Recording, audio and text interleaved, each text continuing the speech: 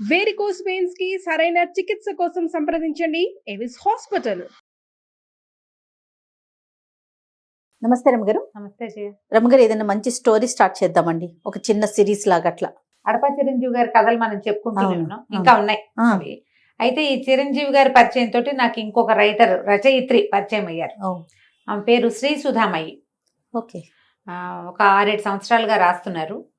స్వాతిలోను అక్కడ ఇప్పుడు ప్రజెంట్ కొన్ని సీరియల్స్ నడుస్తున్నాయి. దాదాపుగా ఒక 10 జానపద కథలు, తర్వాత కొన్ని నవలలు, చాలా 150 దాకా కథలు, హారర్, క్రైమ్, ఫిక్షను, జానపదాలు, ఇట్లా ఎన్నో అన్ని వీటిలలోనూ అంటే అన్ని రకాల కథారంగాల్లోనూ చేతులు పెట్టారు. బోల్డని కథలు రాశారు. ఓకే. అయితే తను కొన్ని పుస్తకాలు పంపించారు. ఇందులో మీకు నచ్చింది ఏదైనా ఒకటి చెప్పండి అని. నేను నచ్చటం అంటే అన్నీ నచ్చుతాయి నాకు. కొంచెం కథ చెప్పడానికి సులువుగా ఉన్నది ఎంచుకున్నాను. నేను అలాగే తీసుకున్నా. ఒకటి చెప్తానమ్మా అన్న. ఇప్పుడు 5-6 కథలు ఉన్న పుస్తకం పంపించి ఒకటి చెప్పమంటే ఏంటంటే బహుశా ఇది బాగుంటే ఇంకోటి చెప్పమంటారేమో మరి. మేబీ. ఈ కినిగేలో రాశారు. ఇవి కినిగే అని ఒక పత్రిక ఉండేది, ఈ మధ్య లేదు అది. కానీ ఆ కినిగేలో రాసిన నా పుస్తకాలే నాకు పంపారనమాట. సో బాగుంటాయి కథలు. మణిద్వీప రహస్యం ఈ కథ చెప్తా. మణిద్వీపం అంటే మనకు తెలుసు. అవును. మామూలుగా మన వాళ్ళు చదువుతుంటారు కదా మణిద్వీప వర్ణన. అందరూ చదువుతారు. ఒక క్యాజువల్ మణిద్వీపం అని పేరు పెట్టుకున్నారు. ఇంట్రెస్టింగ్ గా పేరు ఉంది కాబట్టి అలా పెట్టుకున్నారు. కొంతకాలం క్రితం, కొన్నేళ్ల క్రితం మణిమేఖల అనే ఒక రాజ్యం ఉండేదట. చాలా సుభిక్షమైన రాజ్యం. ప్రజలు చాలా సంతోషంగా ఉండేవాళ్ళు. చక్కగా పాడి పంటలు ఉన్నాయి, ధనధాన్యాలు కలిగి ఉన్న రాజ్యం. దీనికి మహిపాలుడని రాజుగారు, ఆయనకి మందారవల్లి అని రాణి. వీళ్ళకి ఒక్కతే కూతురుంది, మయూరలేఖిని అమ్మాయి పేరు. ఈయనకి సుమేధుడని ఒక చాలా తెలివి కలిగిన మంత్రి గారు ఒక ఆయన ఉన్నాడు. వీళ్ళ సహాయంతో చక్కగా రాజ్యం జరుగుతోంది, బాగుంది. అయితే ఈ రాజుగారికి, మందారవల్లి మహారాణికి కందర్పకేతు అని ఒక తమ్ముడు కూడా ఉన్నాడు. అతను వీళ్ళకి సర్వసైన్యాధ్యక్షుడుగా ఉన్నాడు. ఎందుకనో ఈ కథల్లో చూస్తాము, రాణిగారి తమ్ముళ్ళందరూ రాజశాలకహ అనే ఆ శాలకుడు చాలా కథల్లో ఉంటాడు. రాజుగారి బావమరిదే వీళ్ళ సర్వసైన్యాధ్యక్షుడుగాను, ఇక్కడ ఏదో కథలు నడిపేవాడు గాను, ఈ రాజ్యం మీద చెయ్యి పట్టుగా ఉండేవాడు గాను, రాజ్యం కబళించాలన్న ఆలోచనలో ఉండేవాడు గాను, అలాంటి వాళ్ళని ఎక్కువ చూపిస్తారు ఈ కథలు అన్నిటిలో. అవే కనపడుతుంటాయి. ఈ కందర్పకేతుకి తన మేనగోడలైన ఈ మయూరలేఖిని పెళ్లి చేసుకోవాలని అతని కోరిక. పెళ్లి చేసుకుని ఈ రాజ్యాన్ని లాక్కోవాలి. రాజ్యానికి రాజు అవ్వాలంటే మరి ఏకైక పుత్రికైన రాజకుమార్తెను పెళ్లి చేసుకోవటమే రాజ్యానికి రాజా ఎందుకు సులువైన మార్గం. అంతేగా. అతను ఏదో ఎత్తులు వేస్తాడు కానీ పిల్ల ఏం పెద్దగా స్వాధీన పడదు. అమ్మాయి అంత ఆసక్తి చూపించదు. పైగా పూర్వకాలం ఏంటంటే వయసు తేడాలు పెద్ద లక్ష్యమే లేదు. అమ్మాయి ఈడేరిన అమ్మాయి 35 ఏళ్ళు 40 ఏళ్ళ వాడైనా పెళ్లి చేసుకోవచ్చు. ఆ కాలంలో అలా ఉండేది. అయితే ఏమైంది, ఇలా రోజులు గడుస్తున్నాయి. ఆ పిల్ల చక్కగా బుద్ధిమంతురాలు, మహాసౌందర్యవతి, అన్నీ బాగుండేవి. ఒకనాటికి పౌర్ణమి నాడు అందరూ కలిసి ఒక చోటకి వెళ్తారు వీళ్ళు. ఈ పౌర్ణమి ఏంటంటే ఈ రాజ్యంలో చాలా ప్రత్యేకమైనది. పూర్వం అట ఈయన మన రాజుగారు మహిపాలుడు గారి ముత్తాతల కాలంలో ఒక అద్భుతమైన రాజుగారు ఒక ఆయన ఉండేవాడు. సర్వభూపాలుడని చాలా గొప్ప రాజుగారు. ఆయన మహాశివ భక్తుడట. ఆ శివభక్తుడు అవటం వల్ల పరమేశ్వరుడు ఆయనకి ఒక మణిహారాన్ని ఇచ్చాడు. ఆ మణిహారం పూజలు అందుకుంటున్నంత కాలం, మణిహారాన్ని అది పూజన అందుకుంటున్నంత కాలము ఈ మణిమేఖల రాజ్యంలో ఎటువంటి ఇబ్బంది రాదు అని ఆయనకి ఆశీర్వదించి ఇచ్చారు.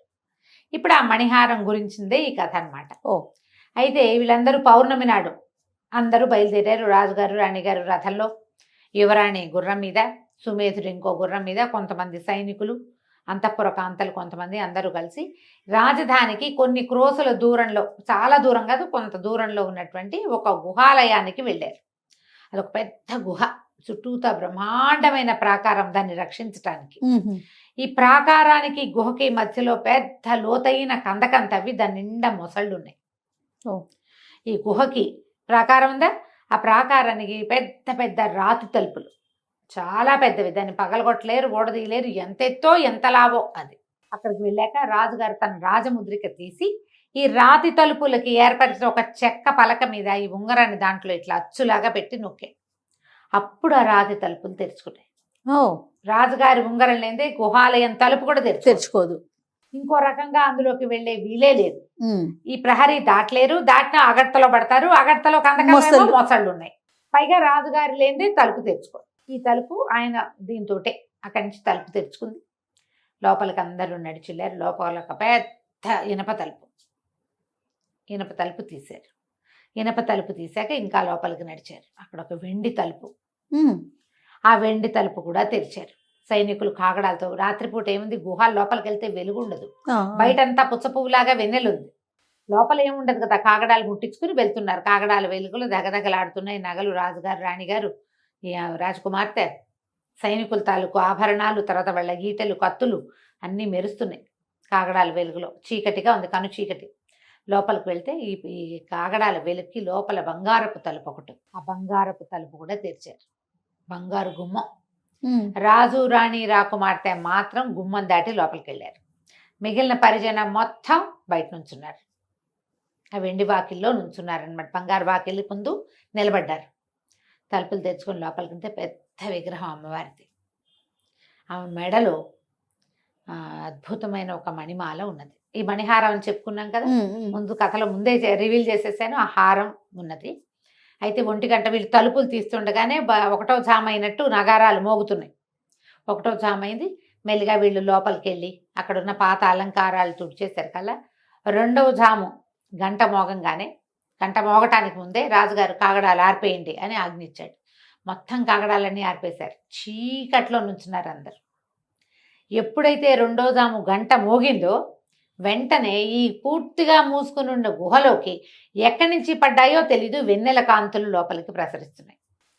ఈ వెన్నెల కాంతి లోపలికి వచ్చేసరికి పౌర్ణమి వెన్నెల తగలంగానే ఈ అమ్మవారి మెడలో ఉన్న మణిమాలలోంచి ఎంత కాంతి వెలుగు వచ్చినాయో మెరిసిపోతోంది లోపలంతా. అప్పటిదాకా చీకట్లో నుంచున్నారు వీళ్ళు. ఆ లోపల నుంచి విరజిమ్ముతున్న కాంతుల్లో అమ్మవారిని సేవించుకున్నారు. కొంత సమయం ఉంటుంది ఆ కాంతి. అమ్మవారికి పూజ చేశారు. మోసుకొచ్చిన సంభారాలన్నీ నివేదన చేశారు. పాదాలంటి ప్రణామం చేసుకున్నారు. 3వ జాము దగ్గర పడేసరి కల్లా మెల్లిగా వెలుగు తగ్గింది. కాంతులు తగ్గిపోగానే కాగడాలు వెలిగించేశారు. మళ్ళీ అందరూ బయట నుంచి అమ్మని దర్శనం చేసుకున్నారు. లోపలికి వెళ్ళిన ముగ్గురు అమ్మకి సాష్టాంగ ప్రణామాలు చేసుకుని బయటకు వచ్చేసారు. బంగారు వాకిలి మూయబడింది. అందరు బయటకు నడిచి వెండి వాకిలి మూసేశారు. ఇనప వాకిలి కూడా మూయబడింది. జనమంతా బయటకు వచ్చాక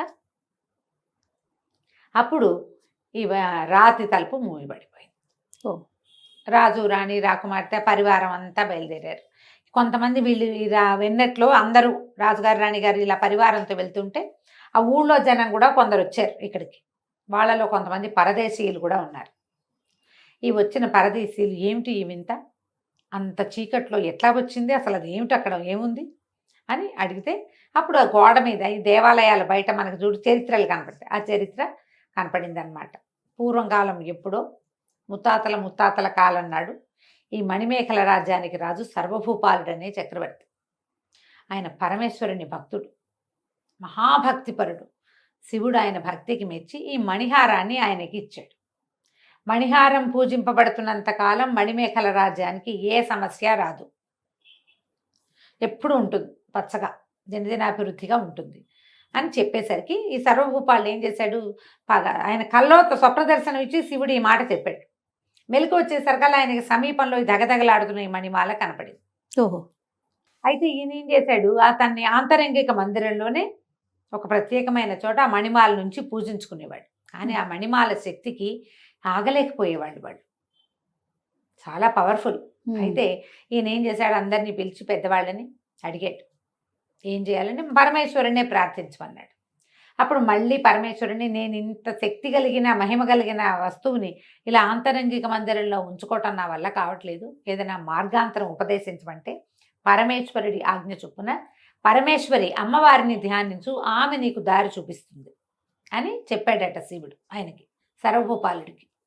ఈయన పరమేశ్వరిని అమ్మవారిని ఎంతో కాలం పూజిస్తే అప్పుడు ఆమె కనపడి, నేను ఇక్కడికి కొంత దూరంలో ఉన్న గుహలో వెలిసి ఉంటాను, మణిమాలని నాకు తీసుకొచ్చి నాకు అలంకరించు, ఈ మణిహారాన్ని వెన్నెల రాత్రుల్లో నన్ను పూజించు, ఈ మణిహారంతో నన్ను పూజించినంత కాలం నీకు ఏ ఇబ్బంది ఉండదు అని చెప్పింది. తర్వాత కొద్ది రోజులకే ఆ గుహాలయంలో అమ్మవారు వెలిసింది. దానికి చాలా దృష్టాంతాలు కనపడ్డాయి.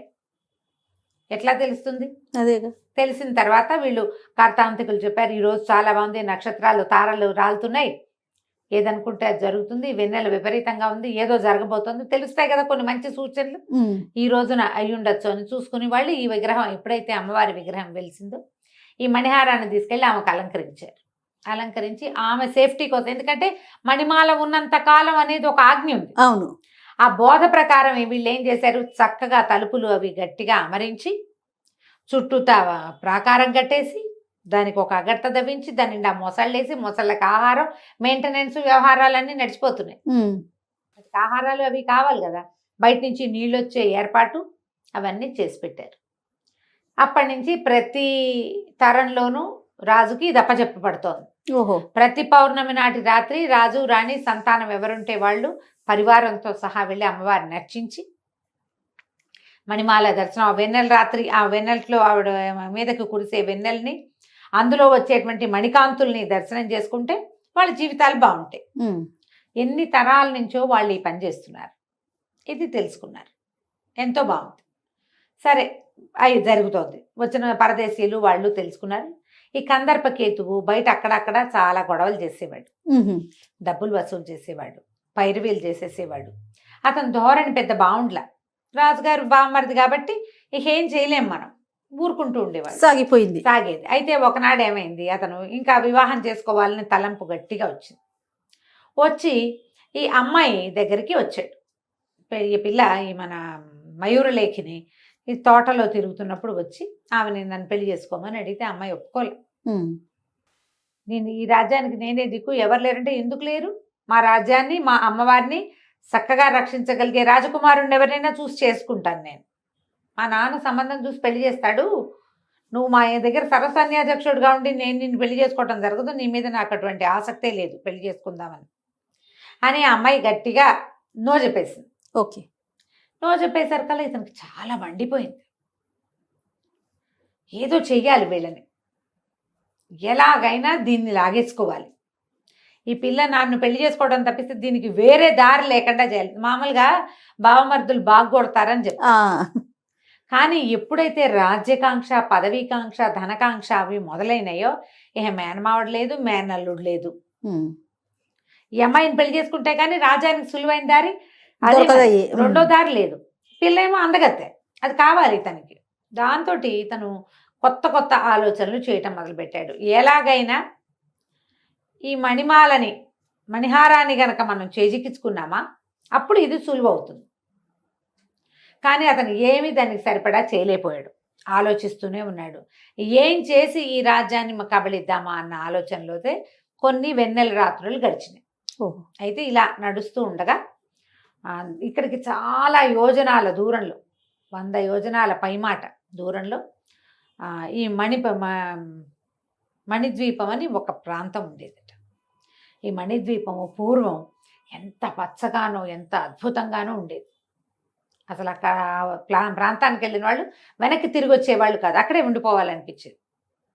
చాలా పచ్చదనం, అద్భుత మహా చెరుకు పానకంలాగా ఉండే నీళ్లు, ప్రజలు కూడా చాలా సుభిక్షమైన వాతావరణాల్లో సంతోషంగా ఉండేటువంటి ఒక ప్రాంతం. అయితే అక్కడ ఈ పరమ ప్రశాంతంగా ఎంతో పచ్చగా ఉండే ఈ ప్రాంతాన్ని ఆ వివర్ణుడు అనే ఒక మాంత్రికుడు కబ్జా చేసి ఉంచుకున్నాడు. దాంట్లో ఉన్న పచ్చదనం అంతా పోయింది, ఏం లేదు అక్కడ. మాంత్రికమైన శక్తులు కొన్ని అక్కడ కాపలా ఉంటుండేవి, మంత్రశక్తులు ఉండేవి, భూతప్రేత పిశాచాలు తిరిగేవి. మానవ మాతృడు అన్నవాడు కనపడకుండా ఎవడైనా వస్తే విరుచుకు తినే పరిస్థితి ఉంది. ఆ మణిద్వీపానికి ఈ మణిమేఖల రాజ్యానికి ఏదో సంబంధం ఉంది. వివర్ణుడు అనే ఒక మాంత్రికుడు ఈ మణిద్వీపం అనే ప్రాంతాన్ని ఆక్రమించి ఉన్నాడు. ఈ వివర్ణుడు పూర్వకాలం ఒక ప్రచండ భైరవుడు అనే ఒక గురువు గారి దగ్గర శిష్యుడుగా ఉండేవాడట. వాళ్ళిద్దరు అన్నదమ్ములు, వికర్ణుడు వివర్ణుడు. అయితే ఆయన గురువు వాళ్ళిద్దరిని సమానంగా చూసి అన్నదమ్ములిద్దరికి చక్కగా విద్య నేర్పించాడు. అనేక రకాల మంత్ర విధానాలు, రహస్యాలు నేర్చుకున్నారు వాళ్ళు. అయితే గురువుగారి ఉద్దేశం ఏంటి, లోక కళ్యాణం కోసమే ఈ మంత్ర విద్యలన్నీ ఉపయోగపడాలని ఆయన ఊహ. ఓకే. కానీ వికర్ణుడు అలాంటి వాడే, లోక కళ్యాణమే అతని ఉద్దేశం.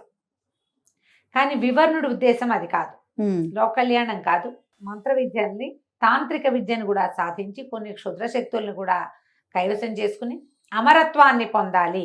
అమరత్వం పొందటం అంటే అంత సులువు కాదు, దీనికోసం ఎవరినైనా చంపాల్సి వస్తుంది కూడా, చంపడానికి కూడా రెడీ. క్షుద్రం అనగానే చంపడం మారణం ఉంటుంది అందులో.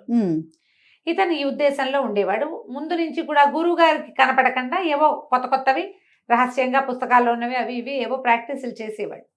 వికర్ణుడు కేకలేసేవాడు, తమ్ముడిని అలాంటివి చేయొద్దని. ఇతను వినేవాడు కాదు. కాలక్రమాన వాళ్ళ గురువుగారు ఏం చేశారు, ఆయన తపస్సుకు వెళ్ళిపోతూ తన దగ్గర ఉన్న మంత్ర విద్యలు రెండింటినీ, తన మంత్రశక్తులన్నిటినీ శిష్యులిద్దరికీ సమానంగా ధారపోశారు. ఇతని ఇంటెన్షన్ ఆయనకి తెలియక ధారపోసేశారు. ఆ తర్వాత వీళ్ళిద్దరూ సాధన చేయటం మొదలుపెట్టారు, వికర్ణుడు వివర్ణుడు కూడా. అయితే ఎప్పుడైతే మంత్రశక్తులు చాలా మటుకు తనకి కైవశమయ్యాయో ఇతను అమరత్వం సాధించడానికి క్షుద్రదేవతారాధన ప్రారంభించాడు. వికర్ణుడు అనేవాడు మన విద్య లోకల్యాణం కోసం. గురువుగారు అది ఆ ఉద్దేశంతో ఇంత మంత్ర విద్యని మనకి నేర్పించారు, ఇట్లా నువ్వు చెయ్యొద్దని అతను ఒక క్షుద్ర సాధనకి పూనుకున్నప్పుడు అడ్డు తగిలేశాడు, నువ్వు ఇది చేయడానికి వీల్లేదని.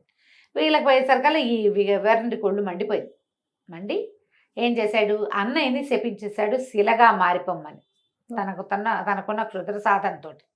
కానీ శిలగా మారిపోయే ముందు వికర్ణుడు తమ్ముడిని కూడా ప్రతిశాపం ఇచ్చాడు, ఇక్కడి నుంచి 100 యోజనాల అవతలకు వెళ్ళిపో, నువ్వు నీ చేతిలో ఏసి విద్యలు ఉన్నాయో అవన్నీ పోగొట్టుకుంటావు నువ్వు.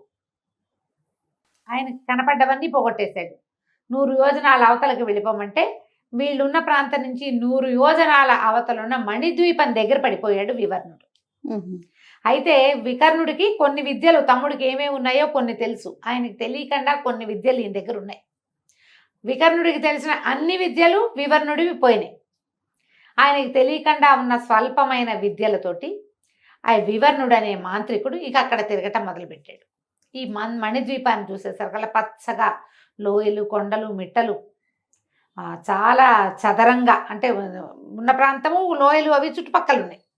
అదంతా ఎలా ఉందంటే ఒక అద్భుతమైన లోకంలాగా కనపడుతోంది.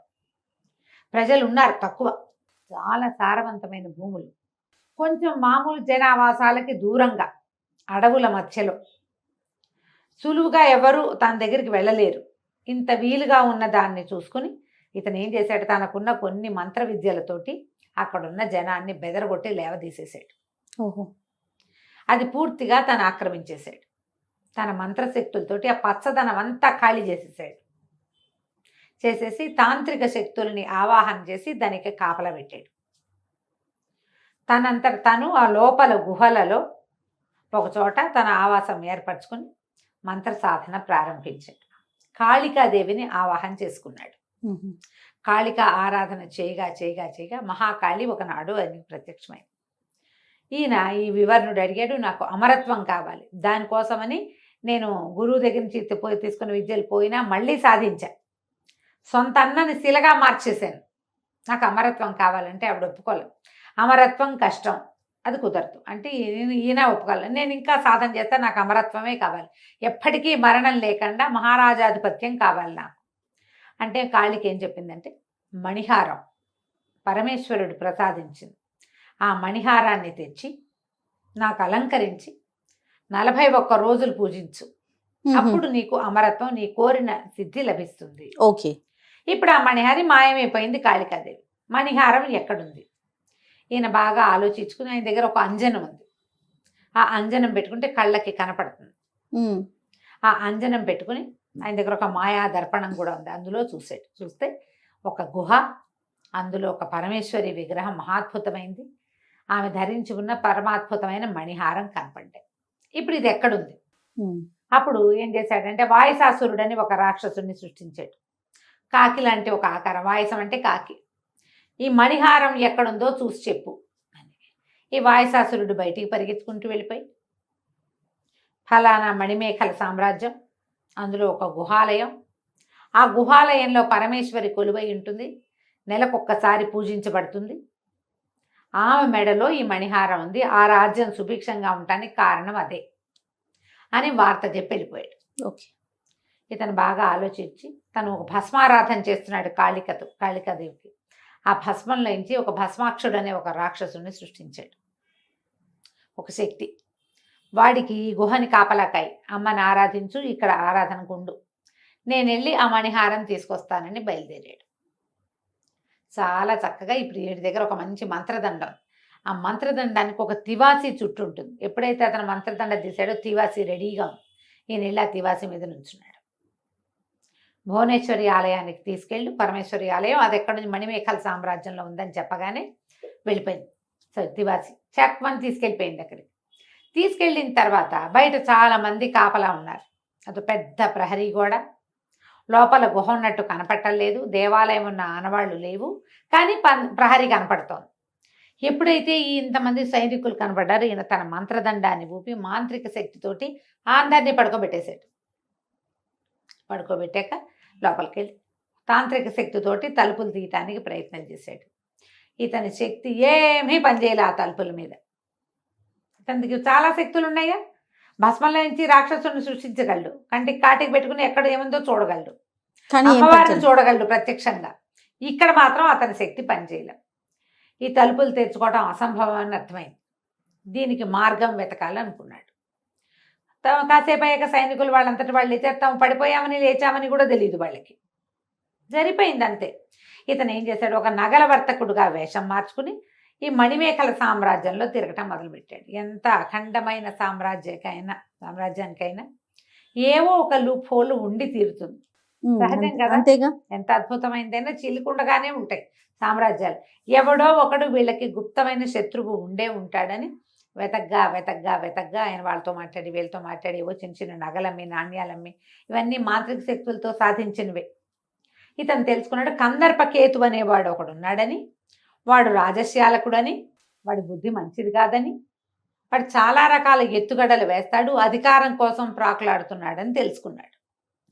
వాడు ఎక్కడున్నాడో వెతకటం మొదలుపెట్టాడు. ఈ కందర్పకేతువు ఒకనాటి రాత్రి ఒక పానశాలలో కందర్పకేతువు దొరికాడు. ఇతనే కందర్పకేతువు తాగేస్తున్నాడు. అతని దగ్గర కూర్చుని తన దగ్గర ఉన్న హారాలు అవి ఇవి అన్ని ప్రదర్శనకి పెట్టాడు. ఈ వజ్రాలు చూడండి, ఈ వజ్రాలు చూడండి, ఇవి సముద్రంలోవి, ఈ సౌత్ సీ పర్ల్స్ అని, ముత్యాలని అవన్నీ ఇవన్నీ చూపిస్తే అన్నీ చూసి ఇవేవి మా రాజ్యంలో ఉన్న మణిహారానికి తోగవు అంటే, అలాగండి ఆ మణిహారం ఎక్కడుందండి, నాకు కూడా ఒకసారి చూపించండి అన్నాడు. మనం ఎక్కడ చూస్తాం దాన్ని, మామూలు వాళ్ళు ఎవరో చూడలేరు, అది గుహలో ఉందన్నాడు. మాంత్రికుడు అడిగాడు, ఆ గుహ ఎప్పుడు తీస్తారండి, ఎప్పుడు వెళ్తారు అని అడిగాడు. అడిగితే మనం వెళ్ళటం ఏం కుదరదు, అంత ఈజీ కాదు, రాజుగారి రాజముద్రకు ఉంటే గానీ తెరవబడదు చెప్పేశాడు. చెప్పేస్తే వీడేం చేశాడు, ఈ మాంత్రికుడు మీకు ఎలా తెలుసని అదని ఇదని మాటలు కూపి లాగిన తర్వాత ఆ మణిహారాన్ని తప్పిస్తే ఈ రాజ్యం నాకు కైవసం కాదు అన్న లోపల దాచుకున్న కందర్పకేతు మాటని బయటకి రప్పించేశాడు. వాడికి లోపల ఏముంది, మణిహారం తప్పిస్తేనే ఈ రాజ్యం కుంటుపడుతుంది, ఎప్పుడైతే ఇది కుంటుపడిందో అప్పుడు మన చేతిలోకి వస్తుంది, ఇంకోలా రాదు. యువరాణిని పెళ్లి చేసుకుందా అంటే అమ్మాయి ఒప్పుకోదు, పిల్లకి ఇష్టం లేకుండా తల్లిదండ్రి ఏం చేయలేరు. ఇప్పుడు సైనిక బలం ఉంటుందా మన చేతిలో ఉన్నా కూడా రాజు ఉండగా ఇంకేం చేయలేకపోతారు. అందుకని ఇతని ఉద్దేశం ఏంటి, లోపల ఉంది మనసులో, ఆ మణిహారాన్ని తప్పిస్తే వీళ్ళకి రోగం కుదురుతుంది, నన్ను కాదంటున్నారు వీళ్ళు. ఇలాంటి ఐడియాలు ఉంటాయి. నీకు కావాలనిపిస్తుంది, అవతల వాళ్ళకి వద్దనిపించే హక్కు ఉండదా? సాధారణంగా మనుషులు అనుకుంటారు, నాకే ఉండాలి హక్కులు, ఎదుటివాడికి ఏ హక్కు ఉండకూడదు. ఎప్పుడు ప్రజలంతా అలాగే ఉంటారు, అందరూ అంతే. ఎప్పుడైతే ఈ మాట చెప్పాడో ఇతను అన్నాడు, మరి ఎలా వస్తుందండి అని అడిగాడు. ఎలా వస్తుందంటే, రాజుగారి ఉంగరం అది రాదు మనకి, దాన్ని తేలేం. రాజుగారి ఉంగరం తేవడానికి మంచి మెథడ్ ఉందన్నాడు. చెప్పేస్తున్నాడు అన్ని. ఏం చెయ్యాలి అంటే, నేను ఒక మంది ఇస్తా, అది రాజుగారికి వాసన చూపించు, ఆయన లేవడు. ఆ ఉంగరం అచ్చు తీసుకొచ్చేసి, నువ్వు అచ్చు తీసుకునే లోపల ఆయన లేచేసే ప్రమాదం వస్తుంది. ఉంగరం తీసేసామనుకో దొంగతనం జరిగినట్టు తెలిసిపోతుంది. ఉంగరం తీయకూడదు, అచ్చే తీయాలి జాగ్రత్తగా అని చెప్పి ఈ మాంత్రికుడు ఏం చేశాడు, వాడికి ఒక మైనపు ముద్ద ఇచ్చాడు కందర్పకేతుకి. ఓ పువ్వు మీద అట్లా కొంచెం మత్తు మందు చల్లి ఇచ్చేసాడు, ఇది వాసన చూపించాను.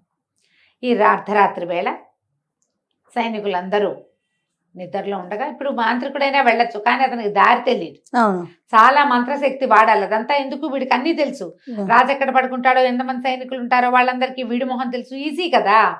అందుకని ఏం చేశాడు, కందర్పకేతునే పంపించాడు. ఈ రాజుగారు సొంత బావమరిది అయ్యుండి వాళ్ళ రాజ్యలక్ష్మిని నాశనం చేయటం ఏమిటన్న ఇంగితం లేకుండా వాడు ఏం చేశాడు, అర్ధరాత్రి వేళ వెళ్ళి సైనికులందరి మీద మత్తుమందు చల్లుకుంటూ వెళ్ళిపోయి లోపలికి వెళ్ళి రాజుకి మత్తుమందు వాసన చూపించి ఆయన మంచి నిద్రలో ఉండగా ఆయన వేలుకున్న ఉంగరానికి మైనం అద్ది దాని అచ్చు తీసుకొచ్చేసాడు. తెల్లారులేసరికి అందరూ మామూలుగా లేచారు, ఎవరికి ఏమీ తెలియదు. ఏదో జరిగిందని తెలియలా, అది మిస్ చేయలేదు కదా. మిస్ అవ్వలేదు. వీళ్ళు కూడా ఏదో జరిగిపోయిందని నిద్రపోయాం అంతే. అది ఎప్పుడూ జరిగేదే, ప్రత్యేకంగా జరిగిందని వాళ్ళకి అనిపించలా. సరే వచ్చేసారు. ఇతను ఏం చేశాడు, ఈ మాంత్రికుడికి అచ్చు తెచ్చిచ్చాడు. మాంత్రికుడు ఆ అచ్చుతోటి ఒక ముద్రిక చేయించుకుని దాన్ని పట్టుకెళ్ళి ముందు అమ్మవారి దేవాలయంలో లోపలికి ప్రవేశించాడు. తన మాంత్రిక శక్తి ఎలాగుంది, సైనికులందరినీ పడుకోబెట్టాడు, లోపలికి వెళ్ళిపోయాడు. ఒక్కో తలుపు తెరుచుకుంటూ అమ్మవారి మెడలోంచి హారాన్ని తీసేసుకున్నాడు. తలుపులన్నీ మూసుకొచ్చేసాడు బయటికి. గడిలే బయటది మూసేసి మళ్ళీ రాజముద్రికతో నొక్కితే తలుపు పడిపోతుంది. సైనికులందరూ తర్వాత లేచారు. మా మీద ఏదో ప్రయోగం జరిగిందన్న అనుమానమే లేదు వాళ్ళకి. ఉన్న 100 మంది నిద్రపోయారు. ఏదో దూకితే పగలు కొడితే పాడు చేస్తే తెలిసిపోతుంది. ఏవి కదలకపోతే ఎట్లా తెలుస్తుంది, తెలీదు. దాంతో ఏమైంది, ఎప్పుడైతే ఈ మణిమాల పోయిందో 3 రోజులు పట్టింది ఇది పోవడానికి. తెల్లవారుజామున ఉత్తరాన తోకచుక్క కనపడిందట రాజ్యంలో. Bad symptom. ఇదేంటి తోకచుక్క కనపడటం ఏమిటి, ఉత్తరాన చుక్క కనపడతాం తోకచుక్క కనిపించదని కేకలు పెట్టారు ప్రజలు. పొద్దున్నే లేచేవాళ్ళు ఆ కాలంలో. తోకచుక్క కనిపించి ఉత్పాతాలు సంభవించినాయి, ఏదో జరగబోతోందని వీళ్ళకి అర్థమైంది. ఏం భయం వేసింది, ఏమైంది, ఏం జరుగుతోంది, ఇట్లా ఎందుకు అవుతోంది, ఏం చేద్దామని ఆలోచించి రాజుగారు ఒక్కరు మంత్రి అయిన సుమేధుడితోటి బయలుదేరి అమ్మవారిని చూడడానికి వెళ్ళారు. అమ్మవారిని దర్శనం ఆయన చేసుకుందామని తలుపు తీశాడు. అమ్మవారి దర్శనం చేసుకోవాలి, ఇది ఉత్పాతాలు సంభవించినప్పుడు చేయాలిగా. తలుపులు తీసి లోపలికి వెళ్ళేసరికల్లా వెలవెలా పోతూ బోసిగా ఉన్న పరమేశ్వరి విగ్రహం దర్శనం ఇచ్చింది. మణిమాలేది. ఎప్పుడైతే మణిహారం పోయిందని అర్థమైందో అప్పుడు వాళ్ళకి ఏం జరుగుతోందో తెలిసింది. మణిహారం ఉన్న నాళ్ళు ఏ సమస్య లేదు, తోకచుక్కలు ఉల్కలు పడిపోవటాలు అవి ఎప్పుడు లేవు. ఇప్పుడు జరుగుతున్నాయంటే ఇది మిస్ అయింది. ఎవరు తీసుకెళ్ళారు దీన్ని, ఏం జరిగింది. దీనికి ముందే ఇట్లా ఉత్పాతాలు సంభవిస్తున్నప్పుడే ఈయన రాజుగారు కొంతమంది కార్తాంతికులను పిలిచి మాట్లాడాడు. మాట్లాడితే మీకు సమయం బాగుండలేదు చెప్పారు. మీకు సమయం బాగుండలేదు, రాజ్యానికి ఆపత్తు వచ్చే కాలం, మీరు అజ్ఞాతంలో ఉండవలసి వస్తుంది. అది తెలుసుకున్నాకే ఆయన పరమేశ్వరి దర్శనానికి వచ్చాడు. ఎప్పుడైతే రాజు మంత్రి చేష్టలు దక్కి అమ్మవారి ముందు నుంచున్నారో బయట నుంచి దెబ్బలు తగిలి ఉన్న ఒక సైనికుడు రక్తం ఒడుతూ లోపలికి పరిగెత్తుకొచ్చాడు గుళ్ళోకి, గుహాలయంలోకి వచ్చి, మహాప్రభు మోసం జరిగింది, కందర్పకేతువు రాజ్యాన్ని ఆక్రమించడానికి ప్రయత్నం చేస్తున్నాడు, చాలా మందిని కూడగట్టుకున్నాడు, మరి అమ్మాయి గారిని పట్టేసుకున్నాడు అని పరిగెత్తుకుంటూ వచ్చి చెప్పగానే మంత్రి అన్నాడు, ప్రభు మీరు అజ్ఞాతంలోకి వెళ్ళిపోండి. ఇప్పుడు అమ్మాయికి కానీ అమ్మగారికి కానీ వచ్చిన ప్రాబ్లం ఏం లేదు. అతనికి సొంత అక్క కూతురు పిల్లని పెళ్లి చేసుకోవాలనుకుంటాడు అంతే. రాజ్యం అతందే. ఇప్పుడు మీరు వెళ్ళిపోతే అజ్ఞాతం కొంతకాలం తర్వాత పరిస్థితులు సమకూడతాయి, బాగానే ఉంటాయని చెప్పాడు కార్తాంతికుడు. మీరు భయపడద్దని అమ్మవారి వెనకాల ఒక రహస్యమైన మీటను తిప్పితే అక్కడ ఒక దారి ఓపెన్ అవుతుంది, సొరంగ మార్గం లాంటిది. రాజుని బలవంతంగా అందులోకి పంపించేశాడు సుమేధుడు. ఎప్పుడైతే ఈయన గుహ లోపలికి వెళ్ళిపోయాడో ఈయన భువనేశ్వరి పరమేశ్వర విగ్రహం దండం పెట్టుకుంటూ నుంచున్నాడు. ఈ సైనికుడిని వెంబడిస్తూ లోపలికి వచ్చేసాడు కందర్పకేతు. రాగానే రాజును బంధించండి అన్నాడు. ఏడి రాజు, రాజు లేడు. ఈ మంత్రి గారి నుంచుని ఉంటే మంత్రి గారిని 2 చెంపకాయలు కొట్టాడు కందర్పకేతు. రాజు ఏంటంటే నాకు తెలియదు, నేను చూడలేదు, ఆయన ఎక్కడికి వెళ్ళాడో నేను చూడలే.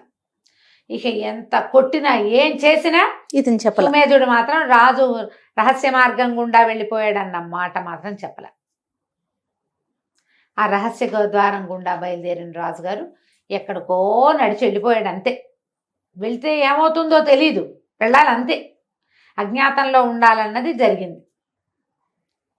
ఈ రాక్షసుడు మన మాంత్రికుడు హారాన్ని పట్టుకుని వెళ్ళిపోయాడు. ఎప్పుడైతే హారం తప్పిందో కందర్పకేతు ఈ పని చేశాడు. అమ్మాయిని పెళ్లి చేసుకోమని ఎంత బతిమలాడినా ఆ పిల్లమ్మ ఒప్పుకోలే. అతను ఏం చేశాడు, రాజు దొరకలేదు కాబట్టి రాణిని చెరసాలలో వేసి అమ్మాయిని అక్కని చెరసాలలో వేసి మా తమ్ముడిని పెళ్లి చేసుకొని కూతురికి నచ్చజెప్పలేదు కదా, అందుకు అమ్మాయినేమో గృహ నిర్బంధం చేశాడు. బయటికి ఎక్కడికి వెళ్ళనివ్వకుండా టైట్ బందిఖానాలో ఉంచినట్టుగా ఉంచి ఓ 4-6 చిలకత్తెలతోటి ఉంచాడు. ఈ చిలకత్తెలందరినీ లోపరుచుకున్నాడు, ఒక్కదాన్ని తప్ప. ఒక్క చిలకత్తే ఈ అమ్మాయితోటి ఉంది. మిగిలిన వాళ్ళందరినీ లోపరుచుకున్నాడు డబ్బులు ఇచ్చి. వాళ్ళు ఏంటంటే ఇక్కడ అని ఈ అమ్మాయి వీడి దుర్మార్గుడు అంటే మిమ్మల్ని దుర్మార్గుడు అంటుందని వెళ్ళి చెప్పొచ్చేవాడు. అదేలే. ఇంత టైట్ దీంట్లో ఆ అమ్మాయి ఉండిపోయింది. హారం అటు వెళ్ళిపోయింది, రాజుగారు ఇటు వెళ్ళిపోయాడు. ఎలా ఈ హారం మళ్ళీ ఒరిజినల్ ప్లేస్కు చేరుతుందో.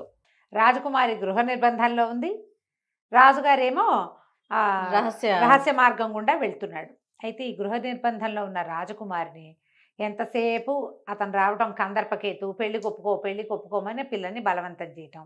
తల్లి లేదు, తల్లినేమో జైల్లో పెట్టేశారు. రాణిగారు జైల్లో ఉంది, పిల్ల గృహ నిర్బంధంలో ఉంది. ఎక్కడికి వెళ్ళనివ్వడు. ఇక్కడ తప్పితే ఇక్కడ అన్నారంటే అతనికి తెలిసిపోయేలాగా చెలికత్తెల్ని ఏర్పాటు చేసుకున్నాడు. ఓకే. అయితే ఏమైంది, ఈ అమ్మాయి రోజు కాస్త దుఃఖంలోనే అలాగే మొహం వేళ్లాడేసుకుని ఉంటూ ఉండేది. ఒకరోజు పొద్దుట మంచి ఉత్సాహంగా లేచి వచ్చింది. ఆ రాకుమారికి చిన్నప్పటి నుంచి ఉన్న చెలికత్త ఒకటి ఉంది, కుముదిని. ఈ కుముదిని మాత్రం మా కందర్పకేతకి లోబడలా, మిగిలిన వాళ్ళంతా లోబడిపోయారు. కానీ ఈ కుముదినికి ఆశ్చర్యం చేసినమ్మా, ఏమిటి పొద్దున్నే ఉత్సాహంగా నిద్రలేచారంటే, కుముదా నాకు ఒక కల వచ్చింది రాత్రి. ఎవరో ఎంత అందంగా ఉన్నాడో రాజకుమారుడు, అతనికి నాకు పాణిగ్రహణం అవుతున్నట్టు కల వచ్చింది నాకు. మా నాన్నే రాజ్యం మీద ఉన్నారు, సింహాసనం మీద మా నాన్నే ఉన్నారు. తండ్రి గారు సింహాసనం మీద ఉన్నట్టు, ఆయన వివాహం కుదిర్చినట్టు, ఆ రాజకుమారుడు బహుసుందరుడైన వాడు ఒకడు కనపడ్డట్టు. అబ్బా, సంతోషం, మొహం వెలిగిపోతోంది అమ్మాయికి. అంటే మంచి రోజులు ఏవో వస్తాయని అనిపిస్తోంది.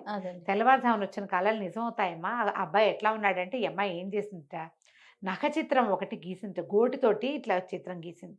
ఎంత చక్కటి ముఖంగా కనపడుతోందో.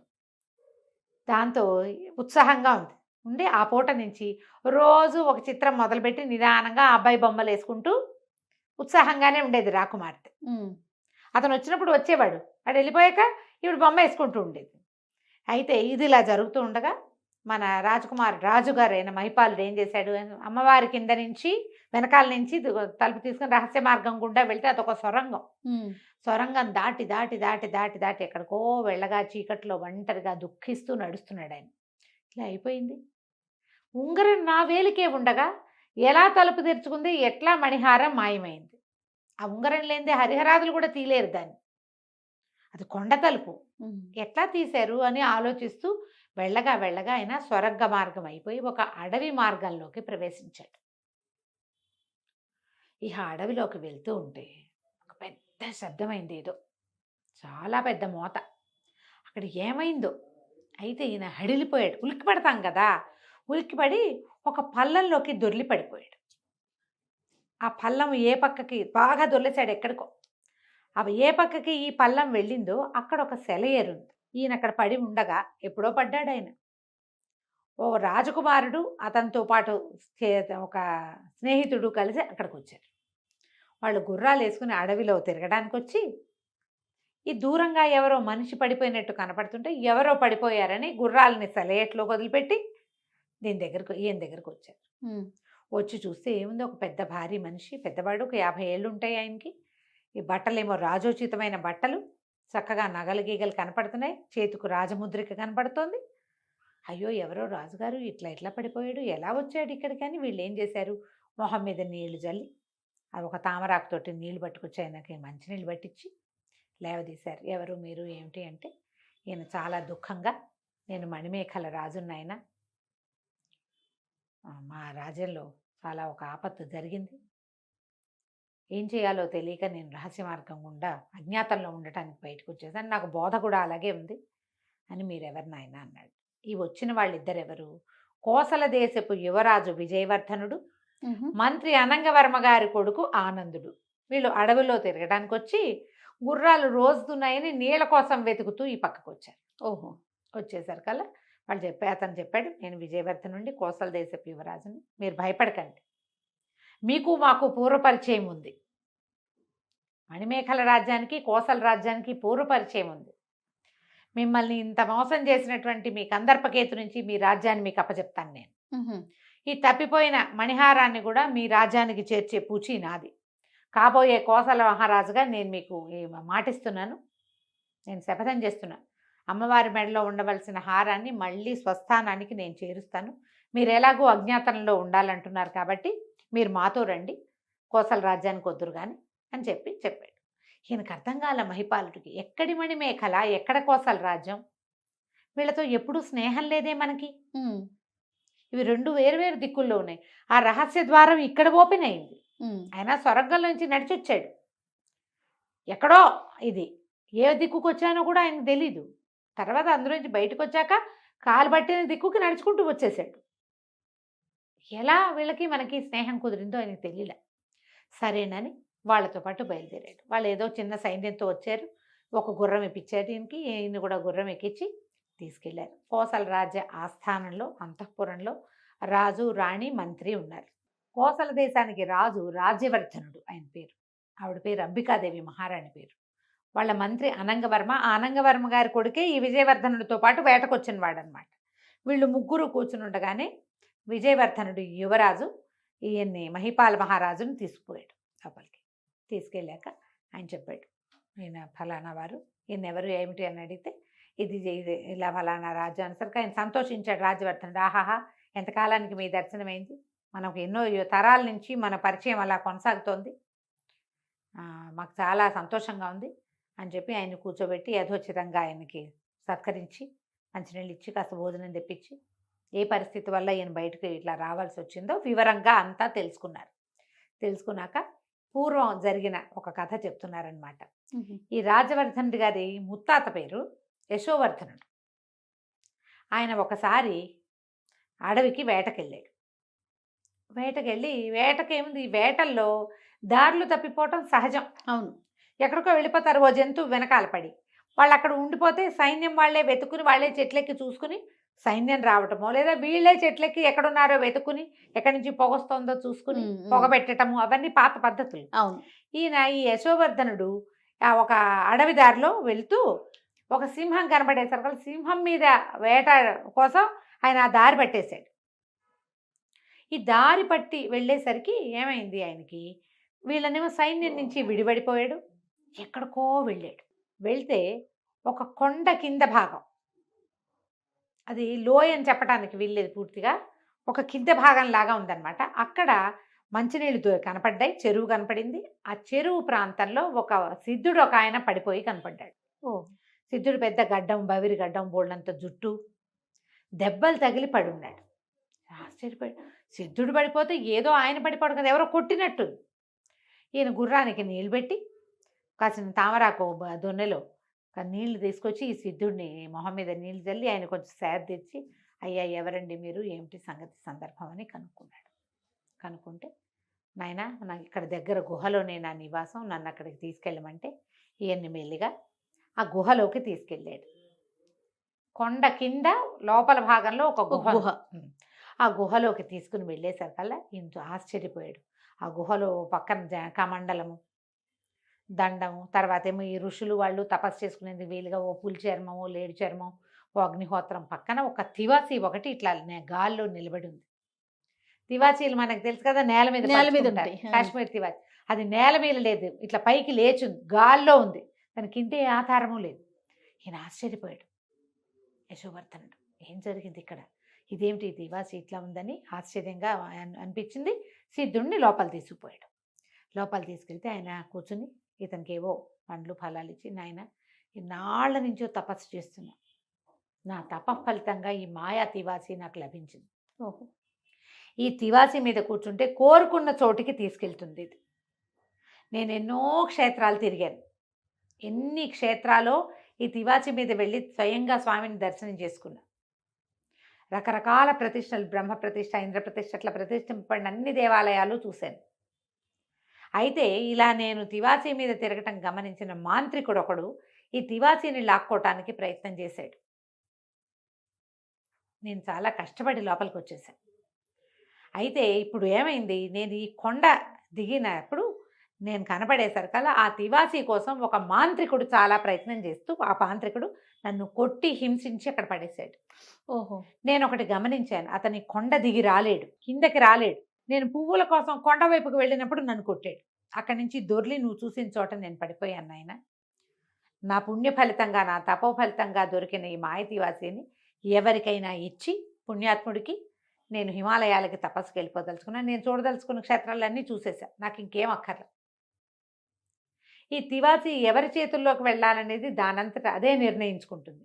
నిన్ను చూసి గాల్లో నిలబడింది, నీ కోసం సిద్ధంగా ఉంటుంది. కాబట్టి ఈ తివాసిని నీకు ఇస్తాను, దీన్ని ప్రయత్నించు ముందని ఆ తివాసి మీదకి ఎక్కమన్నాడు. తివాసి మీద కూర్చుంటే నుంచున్నా, బయటికి వెళ్ళంటే అది బయటికి వెళ్తుంది, లోపలికి వెళ్ళు అంటే లోపలికి వస్తుంది, ఎక్కడికి కావాలంటే అక్కడికి అది తీసుకెళ్తుంది. ఈ తివాసిని నువ్వు తీసుకో, నీ దగ్గర ఉంచుకో నాయనా అని చెప్పి సిద్ధుడు ఆ తివాసిని అదే రాజవర్ధనుడి తాతగారైన యశోవర్ధనుడికి ఇచ్చాడు. అయితే ఈ యశోవర్ధనుడు ఆ తివాసిని చుట్టచుట్టి పట్టుకుని ఇంటికి తెచ్చుకున్నారు. తెచ్చుకున్న తర్వాత ఏమైంది, ఇది ఇంత అద్భుతమైంది అనేది తెలిసిపోయింది ఇంట్లో పిల్లలకి వాళ్ళకి అందరికీ కూడా.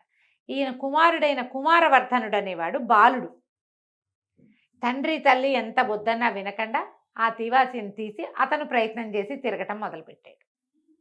ఒకసారి ఆ తివాసి తీసుకుని బయటికి వెళ్ళి ఇక రాకపోయేసరికి ఏం చేయాలో తెలియలేదు, అంతా వెతుకుతున్నారు. తివాసితో అతను ఎక్కడికి వెళ్ళిపోయాడు.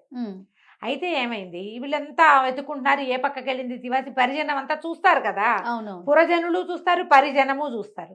ఏ పక్కకి వెళ్ళాడని ఆ పక్కకి జనాలు వెతకడానికి పరుగులు పెడుతూ ఉన్న సమయంలో ఒక ఆయన, ఒక పెద్ద ఆకారం కలిగిన వాడు, రాజోచితమైన వేషం ధరించిన ఒక ఆయన ఈ పిల్లవాడిని దెబ్బలు తగిలి ఉన్నవాడిని తీసుకొచ్చి వీళ్ళకి అప్పచెప్పాడు. ఆ వచ్చిన ఆయన ఏం చెప్పాడంటే, ఒక అడవిలో మాంత్రికుడు ఒకడు ఈ కుమారుణ్ణి కొడుతూ ఉండగా నేను చూశాను. కొట్టి తివాసి మీద నుంచి కిందకి తోసేశాడు, ఒక పిల్లాడిని కింద తోసేశాడు. మాంత్రికుడు తివాసి మీద వెళ్ళిపోయాడు. ఈ దెబ్బలు తగిలి పైనుంచి కింద పడిపోతున్న పిల్లవాడిని నేను పట్టుకుని నేను తీసుకొచ్చాను, ఇక్కడ వాడని చెప్పాడు. ఆయన ఎవరంటే మణిమేఖలకి పూర్వరాజైన ధరణిపాలుడు. ఎప్పుడైతే ధరణిపాలుడి పేరు వినంగానే మహిపాలు చెప్పాడు, ఆయన మా తాతగారండి అన్నాడు. ఆయన దయతలిచి ఎంతో దూరం ప్రయాణించి, ఎక్కడ మణిమేఖల ఎక్కడ కోసల, అదే కదా, కుమారుణ్ణి తీసుకొచ్చి మాకు అప్పచెప్పారు. తివాసి మాయమైపోయింది, మాంత్రికుడు ఎవడో పట్టుకుపోయాడు. అయితే మా తాతగారికి చాలా దిగులుగా ఉండేది. ఒక ఋషి, ఒక సిద్ధుడు తన తప ఫలితానంతా ధారపోసి సంపాదించుకున్న తివాసిని అప్పచెప్తే దాన్ని కాపాడుకోలేకపోయానని దుఃఖపడేవారు. కానీ ఆయనకు ఒకనాటి రాత్రి కల్లో సిద్ధుడు కనపడి, నువ్వు భయపడద్దు నాయన, కాలాంతరంలో మీ వంశస్థుడికే ఇది దొరుకుతుందని చెప్పారు. మేము అప్పటి నుంచి మణిమేఖల రాజులకి మేము రుణపడి ఉన్నామన్న వార్త మాకు తర్వాత తరాల్లోకి ప్రచారంలో ఉంది. మీ రాజ్యానికి సంబంధించిన ఏ వార్త అయినా మాకు అపురూపమే. మీరే వెతుక్కుంటూ మా ఇంటికి వచ్చారు, మీకు కావలసిన సహాయం చేస్తాం మేము. తప్పకుండా మీకు మీ మణిహారాన్ని రాజకుమారుడు తెస్తానని ప్రతిజ్ఞ చేశాడు కాబట్టి కుమారుణ్ణి పంపిస్తాము అని చెప్పి ఈ రాజుగారు, కోసల దేశపు రాజుగారైన రాజ్యవర్ధనుడు మహిపాల మహారాజుకి మాటిచ్చాడు. అతన్ని పంపిద్దామనుకున్నారు, దేనికి, ఈ మణిహారాన్ని తేవడానికి. దానికోసం ఏం చేశారు రాజుగారు, వాళ్ళ నా తండ్రి కార్తాంతికుల్ని, చాలామందిని సిద్ధాంతుల్ని అందరినీ పిలిస్తే అందరూ బయలుదేరే సమయాన్ని నిర్ధారించారు. తర్వాత ఏమో వీళ్ళకి వాచస్పతి దేవులని గురువుగారు ఉన్నారు ఆస్థానంలో. ఆయన సమయం లెక్కగట్టి వెళ్ళిన పని అవుతుంది. దీనికి ఋష్యముఖ పర్వతంలో సిద్ధేంద్ర యోగని మా గురువుగారు ఉన్నారు, నువ్వు అక్కడికి వెళ్ళు, ఆయన నిన్ను కరెక్ట్గా గైడ్ చేస్తారు అని చెప్పి ఋష్యముఖ పర్వతానికి బయలుదేరి తీశారు. ఈ అబ్బాయి తనకు కావాల్సిన ఆహారం కొంత కట్టుకుని పంచకళ్యాణి గుర్రం తీసుకుని, పంచకళ్యాణి పేరుతో మనం ఒక సీరియల్ చెప్పాను, గుర్తుందా? ఎంత బాగుంటుంది, అద్భుతం. ఎవరైనా చూడకపోతే పంచకళ్యాణి సీరియల్ కోసం వెతికి అవి చూడండి, భలే బాగుంటాయి కథలు. అయితే ఈ కళ్యాణి గుర్రంతో బయలుదేరి వెళ్ళాడు. ఏమిటో గుర్రాల్లో పంచకళ్యాణికి అంత స్పెషాలిటీ కదా రమ్మగారు? దానికి ప్రత్యేకమైన లక్షణాలు ఉంటాయి జయ, చాలా బలమైనది. దానికి సుళ్ళు అవి ప్రత్యేకంగా ఉంటాయి. ఆ కళ్యాణి అంటే ఏమంటారు, 5 అద్భుతమైన గుణాలు కలిగి ఉండటం. అవేమిటో నాకు ఇప్పుడు గుర్తులేదు, ఎప్పుడో చదివే చాలా ఏళ్ల క్రితం. ఈసారి ఎప్పుడైనా చెప్దాం తప్పకుండా. దానికి మొహం మీద మచ్చలు, కాళ్ళ మీద మచ్చలు ఉండటము, తోక వేరే రంగులో ఉండటం, అలాంటి లెక్కలు ఏవో ఉంటాయి. బలశాలి, దాని పుటక, అవన్నీ ఉంటాయి, అంత స్పెషల్. అందుకని పంచకళ్యాణి అంటారు. ఈ పంచకళ్యాణి ఎక్కి బయలుదేరి వెళ్ళాడు. బయలుదేరి వెళ్తే ఇది ఋష్యముఖ పర్వతం. ఎక్కడిది ఇది? రామాయణ కాలం నాటి ఋష్యముఖ పర్వతం. ఓహో. భవిష్యత్తులో ఈ ప్రాంతాన్ని హంపి అంటారని కూడా రైటర్ రాశారు. ఇప్పుడు హంపిలో ఋష్యముఖ హంపి. పర్వతం భవిష్యత్తులో అంటారని రాశారు. ఇప్పటికి హంపి ప్రాంతంలో ఋషిముఖ పర్వతం ఉంది. ఇప్పుడు ఉంది. అక్కడ ఉండే సరస్సు పేరు పంప. అక్కడికి వెళ్ళాడు అనమాట. ఈ ఋషిముఖ పర్వతం రామాయణ కాలం నాటిదని చెప్పామా.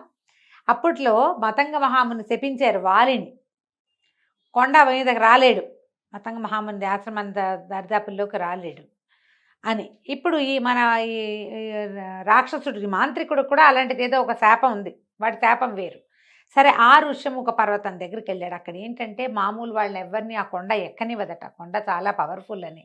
గున్న ఏనుగులు తిరుగుతూ ఉంటాయట పర్వతం చుట్టూత, ప్రదక్షిణాలు చేస్తూ ఉంటాయి. గున్న ఏనుగులు దాడిలో చచ్చిపోతారు చాలామంది ఆ కొండ ఎక్కటానికి ప్రయత్నిస్తే, వెళ్ళనివ్వదు. అయితే ఇతను ఏం చేశాడు, పంపా సరస్సులో స్నానం చేసి, ఏనుగులు కూడా పంపలో స్నానం చేసి వెళ్తాయట కొండెక్కటానికి, ప్రదక్షిణం చేస్తూ ఉంటాయి. స్నానం చేసి ఏనుగులకి ఎదురుగుండానే వెళ్ళాడు. అయితే ఏనుగులు ఆగి నిదానించి ఇతన్ని ఆశీర్వదించి వెళ్ళినాయి. ఇతను కొండ ఎక్కటం మొదలుపెట్టాడు. మంచి పని మీద కదా వెళ్తున్నాడు. కొండ ఎక్కటం మొదలుపెడితే ఆ కొండ మీద 5 గుహలు ఉన్నాయి. ఏ గుహలో ఆయన ఉంటారో తెలియదు, కానీ ఆ గుహల్లో వచ్చే కళలు నిజమవుతాయని చెప్తారు. ఓకే. వీళ్ళకి వచ్చి వాచస్పతి దేవులు ఉన్నారు కదా, ఆయన చెప్పారు కొండలో ఎక్కడ ఏదైనా గుహలో నిద్రిస్తే గుహలో వచ్చిన కళ నిజమవుతుంది అని. సరే అబ్బాయి ఒక గుహలోకి వెళ్ళాడు. ఎంత వెళ్ళినా ఏం కనపడలా, ఎవ్వరు లేరు అక్కడ.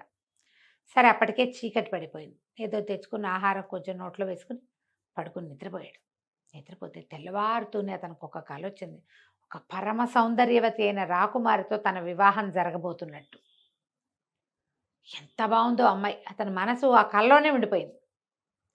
లేచి చూసుకున్నాడు, ఈ గుహలో లేరు కదా. సరే, మర్నాడు లేచి కాలకృత్యాలు తీర్చుకుని ఆ అమ్మాయినే తలుచుకుంటూ ఇక తర్వాత గుహల్లోకి వెళ్తే ఆ గుహలో అతనికి ఒక ఎవరో మనిషి ఉంటున్న పొలకుబ ఉంది. ఒక కృష్ణాజినం లాంటిది పరిచింది. కమండలం కనిపిస్తుంది, దండం కనపడుతుంది, అక్షమాల ఇట్లా గాల్లో తిరుగుతోంది. మనిషి లేరు. ఆ అక్షమాల తిరుగుతున్న దగ్గర ఒక కాంతి వలయం కనపడుతోంది. అక్కడ ఎవరో ఉన్నారు. ఆరా కనపడుతోంది, మాల తిరుగుతోంది, మనిషి కనపడలా. చాలా గంటల పాటు అతను అక్కడ వేచి ఉన్నాడు. అంటే ఆయన జపం అయిపోయాక ఆయన ప్రత్యక్షం అయ్యారు, ఆ సిద్ధేంద్ర యోగి. ఆయన చూసి, నాయన ఏమిటి నువ్వు ఈ పని మీద వచ్చావని మాట్లాడారు. ఇది వాచస్పతి దేవులు పంపించారు. ఈ వ్యవహారం అంతా చెప్పుకున్నాక ఈయన ఏమన్నారంటే, ఇంకొక 15 రోజులుంది. వీడు వివర్ణుడు అనే ఒక మాంత్రికుడు. ఈ వివర్ణుడే మీ తివాసి కూడా, ఈ తివాసి తీసుకెళ్ళిపోయిన సంగతి కూడా ఇతనికి మొదటే తెలుసు. ఆ తాతగారికి కల్లో కనపడినప్పుడు వివర్ణుడు అనే మాంత్రికుడు ఎత్తుపోయాడు, మీకు భవిష్యత్తు కాలంలో దొరుకుతుందని చెప్పాడు సిద్ధుడు. అవును. ఏ వివర్ణుడైతే మీ ఇంట్లో మీ నాన్నగారి దగ్గర, మీ ముత్తాత గారి దగ్గర తివాసి తీసుకున్నాడో వాడి దగ్గరే ఈ మణిమాల కూడా ఉంది. అతను 40 రోజుల ఖాళీ దీక్షలో ఉన్నాడు. దీక్ష మొదలై చాలా రోజులైంది. ఒక్క 15 రోజుల్లో నువ్వు ఇక్కడి నుంచి వెళ్తేనే అతన్ని పట్టుకోగలుగుతావు. 15 రోజుల తర్వాత అతను మహాశక్తివంతుడు అవుతాడు, అతన్ని జయించలేము. ఇక్కడి నుంచి మణిద్వీపానికి వెళ్ళడం చాలా కష్టం. 15 రోజులు చిన్న సమయం, అది కుదరదు. రాకుమారుడు నమస్కారం చేశాడు. మీరు మీ దయ ఉంటే ఎంత పనైనా చేస్తా, ఎక్కడా క్షణం కాలు నిలవకుండా వెళ్తాను, మీరు ఆశీర్వదించి పంపించండి నన్ను అంటే ఆయన మెచ్చుకున్నాడు. అలాగే నా ఆశీర్వాదంతో భువనేశ్వరి దయతోటి, పరమేశ్వరి ఉంది ఆవిడ, మరి అమ్మవారి అనుగ్రహం వల్లే ఇది జరుగుతుంది. ఇది అలా అయ్యింది, దొంగతనం జరిగింది, దాన్ని సరిచేయడానికి వ్యక్తిని కూడా అమ్మే పంపిస్తున్నాడు మరి అని చెప్పి ఆయన ఏం చేశారంటే ఒక తెల్లటి మాల, ఒకటి అక్షమాల లాంటిది తన మెడలో వేశారు. ఏదైనా ప్రమాదం వచ్చినప్పుడు ఇది నల్లబడుతుంది, చూసుకో, పరమేశ్వరిని ధ్యానిస్తూ ప్రయాణం చేయి అని చెప్పారు. సరే, అక్కడి నుంచి గుహలోంచి దిగాడు, కిందకు వచ్చేసాడు ఋషిముఖ పర్వతం నుంచి. అక్కడి నుంచి దక్షిణ దిశగా బయలుదేరాడు. ఆయన దక్షిణ దిశగా వెళ్ళమన్నారు. ఇక ప్రయాణం వెళ్ళగా వెళ్ళగా ఏమైందట, ఒక కుందేళ్ల గుంపు ఎదురొచ్చింది ఇతనికి. అది కష్టం మీద ఆగాడు, చాలా కష్టం మీద. ఒక కుందేలు పిల్ల దీని కింద పడబోయింది. ఇతను ఏం చేశాడంటే ఆపి దాన్ని రక్షించాడు. గుర్రం ఆపి దాన్ని రక్షించి దాన్ని బాగా దువ్వి దాన్ని బెదురు పోగొట్టి వదిలిపెట్టేశాడు. వదిలిపెట్టి ఇతను ముందుకు వెళ్ళేసరికి ఒక చోట విశ్రాంతి కోసం ఆగాడు. ఎంత బాగుందో వాతావరణం, అంత పచ్చగా అసలు మా చెట్లు, పళ్ళు, కాయలు, తీగలు, చుట్టూతా పక్కపక్కలుగా పర్వతాలు, మహాద్భుతంగా ఉంది, రమణీయంగా ఉంది. ఇక్కడ పడుకుందామని అటు పడుకున్నాడు. పడుకుని తనకి మెలకు వచ్చింది, ఏదో శబ్దాలకి మెలకు వచ్చేసరికల్లా ఒక మహాసర్పం ఒకటి తన మొహం మీద ఉంది. దగ్గరకు వచ్చి కొంతసేపటి క్రితం తను రక్షించిన కుందేలు దాని మీద దూకుతూ కనపడింది అతనికి, ఆ సర్పం మీదకి. ఆ సర్పం కాస్త కుందేలుని కాటేసింది. ఇతను హడిలిపోయాడు, కానీ అతనికి అర్థమైంది ఏం జరిగింది. ఆ సర్పం తన మీద దాడి చేయబోయింది. ఆ పక్కన బొరియల్లో ఉన్న ఆ కుందేలు పిల్ల, ఇంతకుముందు తను రక్షించిన పిల్ల, తనని రక్షించడానికి పాము మీదకి దూకింది. ఈ తెల్లగా బొమ్మల ఎలా ఉంటుంది, ఊలుబంతల్లే కుందేలు క్షణాల్లో బుర్ర వెళ్లాడేసేసింది. అది నీలంగా మారిపోవటం కనపడింది. ఈ కాటు అందుకున్న పాము సర్రుమని వెనక్కి తిరిగేసరికల్లా ఇతను ఒక్కొదుటను లేచి కూర్చున్నాడు. పట్టేసాడు పాముని వెనక నుంచి, పట్టేసుకుని గట్టి గట్టిగా కేకలేసాడు దాన్ని. సర్పరాజా, నా కుందేల్ని బతికించు, నువ్వు నేను బతికించాక అప్పుడు నీ దారి నువ్వు పో, లేదా నిన్ను 2 తుండాలుగా నరికేస్తాను నేను అనేసరికల్లా సర్పం ఏం చేసింది, ఆ కుందేలు మీద ఎక్కడైతే కాటు అందుకుందో అక్కడ తను మళ్ళీ తన కూరల్ని పెట్టి విషం లాగేసుకుంది వెనక్కి. లాగేసుకునేసరికల్లా కుందేలు కాస్త లేచి కూర్చుంది. బ్లూ కలర్ అంతా పోయింది. తన కుందేలు ఇట్లా దగ్గరికి తీసుకుని సర్పాన్ని వదిలిపెడితే సర్పం ఒక అద్భుతమైన దైవాకారంలోకి మారిపోయింది, ఒక నాగదేవత. ఓహో. అతను చెప్పాడు, పూర్వం నేను ఒక గంధర్వుడిని, ఒక నాగదేవత అనకూడదు, గంధర్వుడు అనాలి. ఓ గంధర్వుడిని ఒక తపస్సు చేసుకుంటున్న మహాముని మీద ఒక పాముని పడేశాను, చచ్చిన పాముని.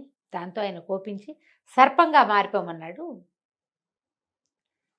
నేను అలాగే సర్పంగా ఉండిపోయిన, శాప విమోచనం చూపించమని అడిగితే, ఎవడైనా మానవుడు కేవలం మానవత్వంతో తన ప్రాణాన్ని లెక్క చేయని వాడు ఎదురైనప్పుడు నువ్వు మామూలు వాడివి అవుతావని చెప్పాడు.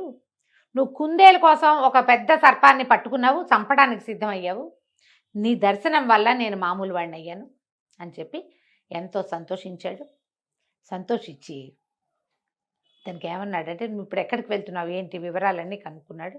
నువ్వు మణిద్వీపం వెళ్ళబోతున్నావు కదా, 2వ జాము దాకా ఇక్కడే ఉండు, నీకు ఆకలి దప్పులు లేకుండా చేస్తాను నేను అని చెప్పాడు. 2వ జాము దాకా ఉండాలి, రాత్రి దాకా.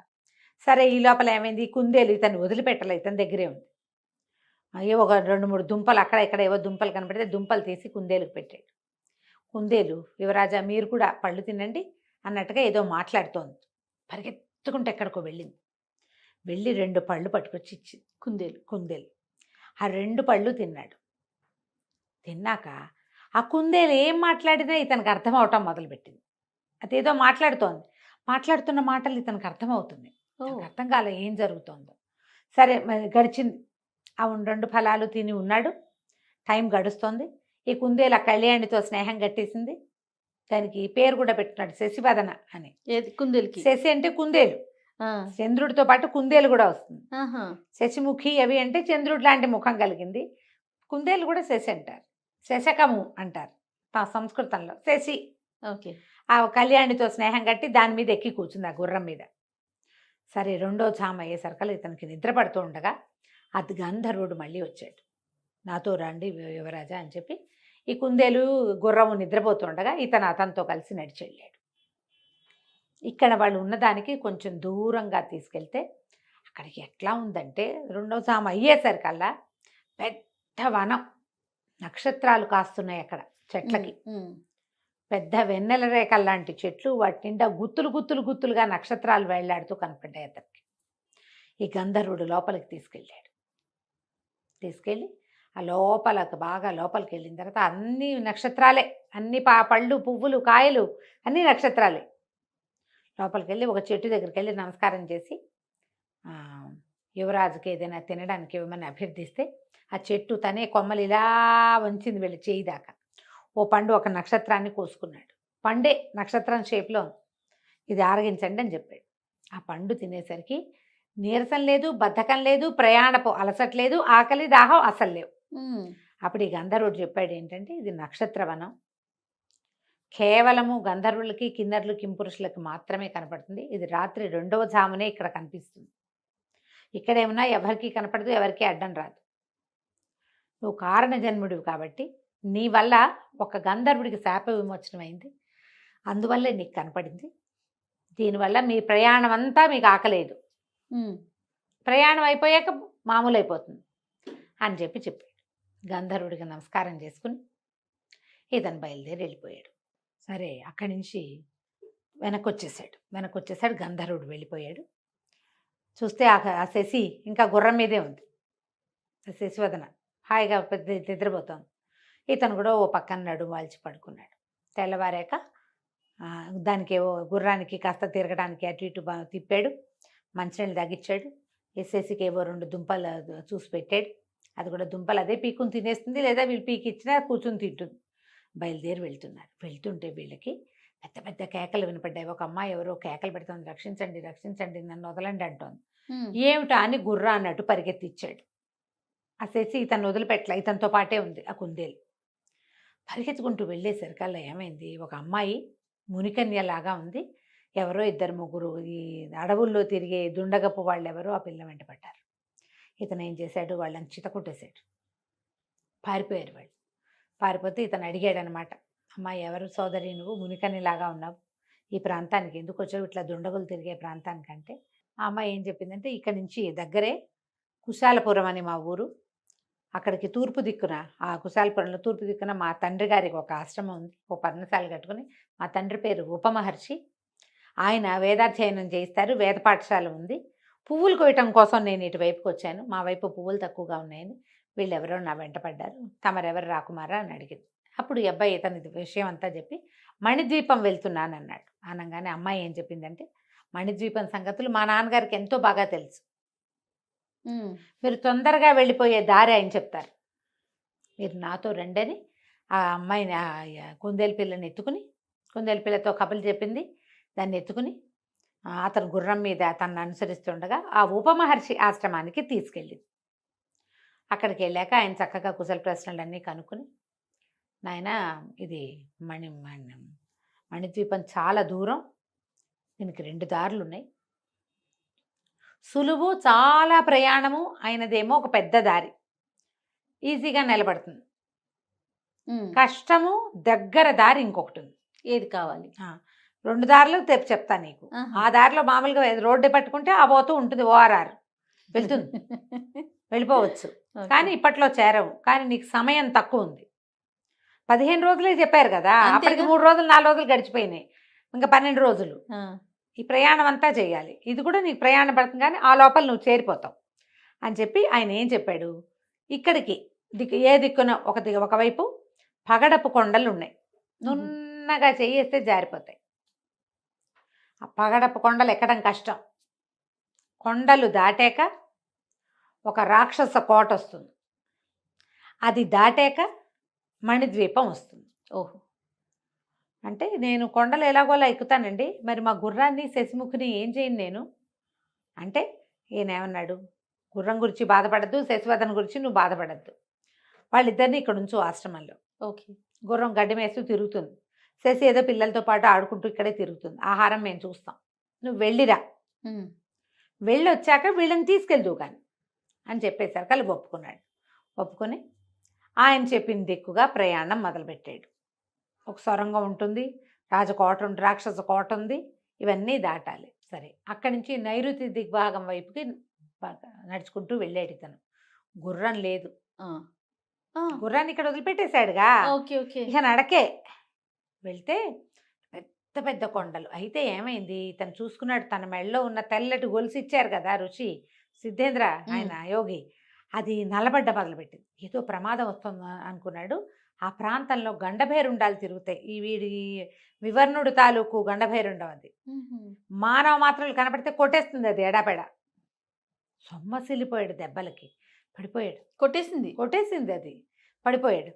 పడిపోయి ఎప్పటికో స్పృహ వచ్చింది, మెల్లిగా లేచి చూసుకున్నాడు, పైన చూస్తే ఏం లేదు, కొట్టెళ్ళిపోయింది, దాని పని అయిపోయింది. ఇప్పుడు ఇతను వెతకటం మొదలుపెట్టాడు. ఈ కొండ ఎక్కాలంటే ఎక్కడ నున్నగా ఉన్నాయి, జారిపోయి కొండలు. వెతికి వెతికి ఒక తాడు సాధించాడు, తాడు ఒకటి దొరికింది. తర్వాత ఇంకా వెతగ్గా అతనికి ఒక దీంట్లోంచి పొదలోంచి బయటకు వచ్చిన ఉడుము కనపడింది. తొండలు ఉన్నాయి, ఆ తొండలు తినటానికి వచ్చింది ఉడుము. ఇతను ఆ ఉడుమును పట్టేసుకున్నాడు. ఇతనికి జంతువుల భాష అర్థమయ్యే స్థితి వచ్చింది. శశి ఏం చేసింది, ఇతనికి 2 పళ్ళు తెచ్చి ఇచ్చింది కదా, ఆ 2 పళ్ళు తేవటంతో ఇతను ఏ జంతువు మాట్లాడినా అతనికి వినపడుతుంది, దాందే అర్థమవుతుంది. కాదు అన్ని జంతువులు అన్ని జంతువులది. బాగుంది. అప్పుడు ఈ ఉడుముకి చెప్పాడు, "ఓ ఉడుము, నేను ఇది కొండ ఎక్కి దిగి వెళ్ళాలి, ఒక మహత్కార్యం సాధించడానికి వెళ్తున్నాను" అని చెప్పి కథ చెప్పాడు. చెప్పేసరికి అలా ఉడుము ఒప్పుకుంది. అమ్మవారి అనుగ్రహంతో వెళ్తావు, ఒక మాంత్రికుడిని చంపడానికి వెళ్తున్నావు కాబట్టి నేను నీకు సహాయం చేస్తాను, చెప్పు నువ్వేం చెప్తావా అని. ఈ తాడుని ఉడుముకేసి కట్టేసి ఆ ఉడుముని పగడపోతూ కొండ మీదకి వదిలిపెట్టాడు. మనం చేతులు పెడితే జారిపోతాం, ఉడుము కాళ్ళు అలాంటివి ఉడుము కాదు, పట్టు కదా. ఉడుము పట్టు అంటారు కదా, అది అలాగా కొండ ఎక్కేసింది. దాన్ని పట్టుకుని వేళ్లాడుతూ ఈ అబ్బాయి కూడా, ఈ విజయవర్ధనుడు కూడా కొండ ఎక్కేసాడు. కొండ ఎక్కి దిగాడు. దిగితే అంతా వెతుకుతున్నాడు, ఏమీ సొరంగము మార్గము ఏమీ కనిపించట్లే. అమ్మవారిని ధ్యానిస్తూ వెతుకుతున్నాడు, ఎక్కడైనా సొరంగం దొరుకుతుందని. అయితే ఇదంతా అడవిగా ఉంది, మధ్యలో ఒక రాతి తిన్నె కనపడింది. ఆ తిన్నె మీద పెద్ద శివలింగం ఉంది, చుట్టూతా పువ్వులను ఎవరో పూజిస్తున్నట్టు. ఇతను చూస్తుండగానే ఒక సర్పం జర జర పాకుతూ వచ్చింది, వచ్చి పువ్వులు పట్టుకొచ్చి పెడుతోంది. తను ఆశ్చర్యపోయాడు, వెళ్ళి సర్పరాజుకు నమస్కారం చేశాడు. దండం పెట్టేసరికి ఆ సర్పం ఎవరు ఏమిటి అని అడిగింది, దివ్య సర్పం ఏదో. అప్పుడు ఇతను చెప్పాడు, నేను ఈ మణిద్వీపం వెళ్ళాలనుకున్నాను, వివర్ణుడు అనే మాంత్రికుడిని చూడడానికి వెళ్తున్నాను, అతను మా వీటిలో పట్టుకొచ్చేసాడని చెప్పేసరికల్లా వివర్ణుడు కడు దుర్మార్గుడు, నన్ను కూడా పట్టి బంధించడానికి చాలా ప్రయత్నం చేశాడు. నేను అతన్ని తప్పించుకుని ఇటు వచ్చేసాను, నేను రోజు శివ పూజ చేసుకుంటానని తన శిరస్సు మీద ఉన్న మణి అతని చేతిలో పెట్టింది. సొరంగ మార్గం నేను చూపిస్తాను, దారిలో రాక్షస కోట వస్తుంది, జాగ్రత్తగా దాటాలి, మొత్తం మణిద్వీపం అంతా భూతాలమయం, అంతా మంత్రకట్టులోనే ఉంటుంది, జాగ్రత్తగా ఉండు. ఈ మణి వల్ల నీకు సర్పాలు అవి నిన్నేమీ చేయలేవు, ఏ క్రిమికీటకాలు విషకీటకాలు ఏవి నిన్నేమీ చేయలేవు. ఈ మణిని తీసుకో, వివర్ణుడి మరణమే కావాలి నాకు కూడా, వివర్ణుడి వల్ల నేను మణిద్వీపంలోకి వెళ్ళలేక ఇక్కడ ఉండాల్సి వస్తుంది అని చెప్పి ఆశీర్వదించి ఆ మణి చేతిలో పెట్టింది. అక్కడి నుంచి పాక్కుంటూ వెళ్ళి ఆ చెట్ల మధ్యలో నుంచి ఒక బిల మార్గాన్ని చూపించింది, ఒక రాయి అడ్డం పెట్టింది దానికి. ఇతను రాయిని పక్కకు తొలగించి ఆ సర్పానికి నమస్కారం చేసి అందులోకి వెళ్ళాడు. దాని నిండా పాములు, తేళ్లు, అండ్రగబ్బలు మూసేసున్న వాటిల్లోకి బాగా చేరతాయి. ఎప్పుడైతే లోపలికి చీకటి లోపల ఇతను ఈ మణిని ఇట్లా గుప్పెడ విప్పేసరికి మణిలోంచి ఎంత కాంతి వచ్చిందో, చీకటిలో కాంతిగా కనపడుతుంది అది. కీటకాలన్నీ పక్కకి వెళ్ళిపోతున్నాయి దాన్ని చూసి. అతను అది దాటుకుంటూ వెళ్ళాడు. ఈ సొరంగంలో నుంచి ముందుకెళ్తే రాక్షసుడి కోట వస్తుంది, వాడు ఒక ఒంటి కొమ్ము రాక్షసుడు. రాక్షసుడితో జాగ్రత్తగా ఉండాలి. సొరంగంలో నుంచి బయటకు వచ్చేసాడు, వెలుగు కనపడుతుంది, పెద్ద కోట. గోడ ఎంత నడిచినా ఆ గోడకు అంతం కనపడాల, అంత పెద్ద కోట. సరే బురుజులు అవి ఉన్నాయి, ఈ అబ్బాయి కాస్త ఆనుపాను చూసుకుని కోట గోడ ఎక్కాడు. మరి అంతం కనిపించట్లేదు, దాని తలుపు ఎక్కడుందో. అవును, టైం వేస్ట్ కదా, 3 రోజులు పూర్తిగా లేవు, ఇంకా ఆల్రెడీ ఓ రోజు గడిచిపోయింది అడవిలో. అది ఎక్కి దిగాడు.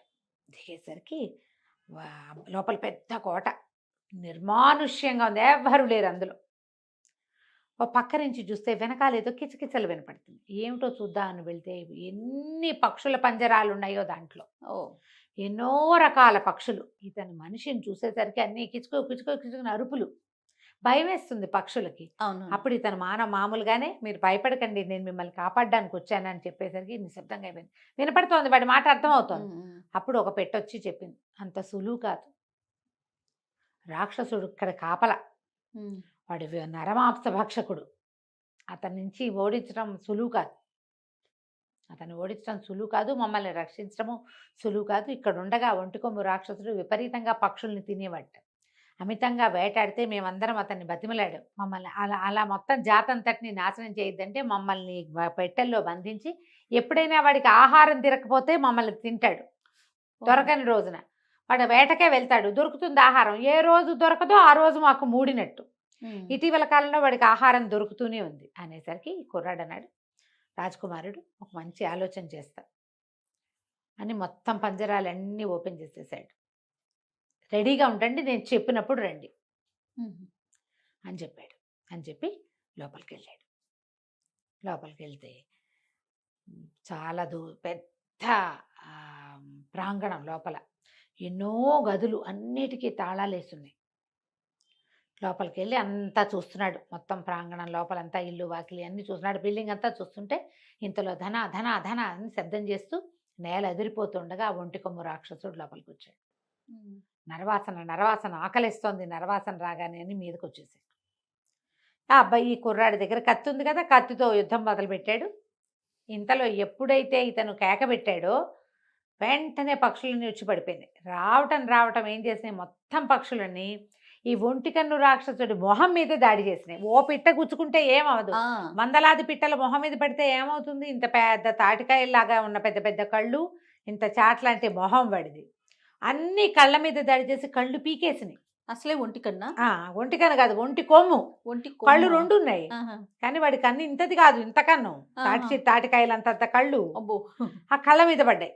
మొత్తం కళ్ళు పీకేసరికల్ వాడు కెవ్వు పెద్ద పెద్ద కేకలు పెడుతూ కెవ్వు కెవ్వు కెవ్వుమంటూ 2 చేతులతోటి పక్షుల్ని విసరటానికి ప్రయత్నం చేస్తూ కూలబడిపోయాడు. ఓహో, కంటి చూపుకి చాలా ఇబ్బంది, కళ్ళు లేకపోతే ఎవడూ చూడలేడు కదా.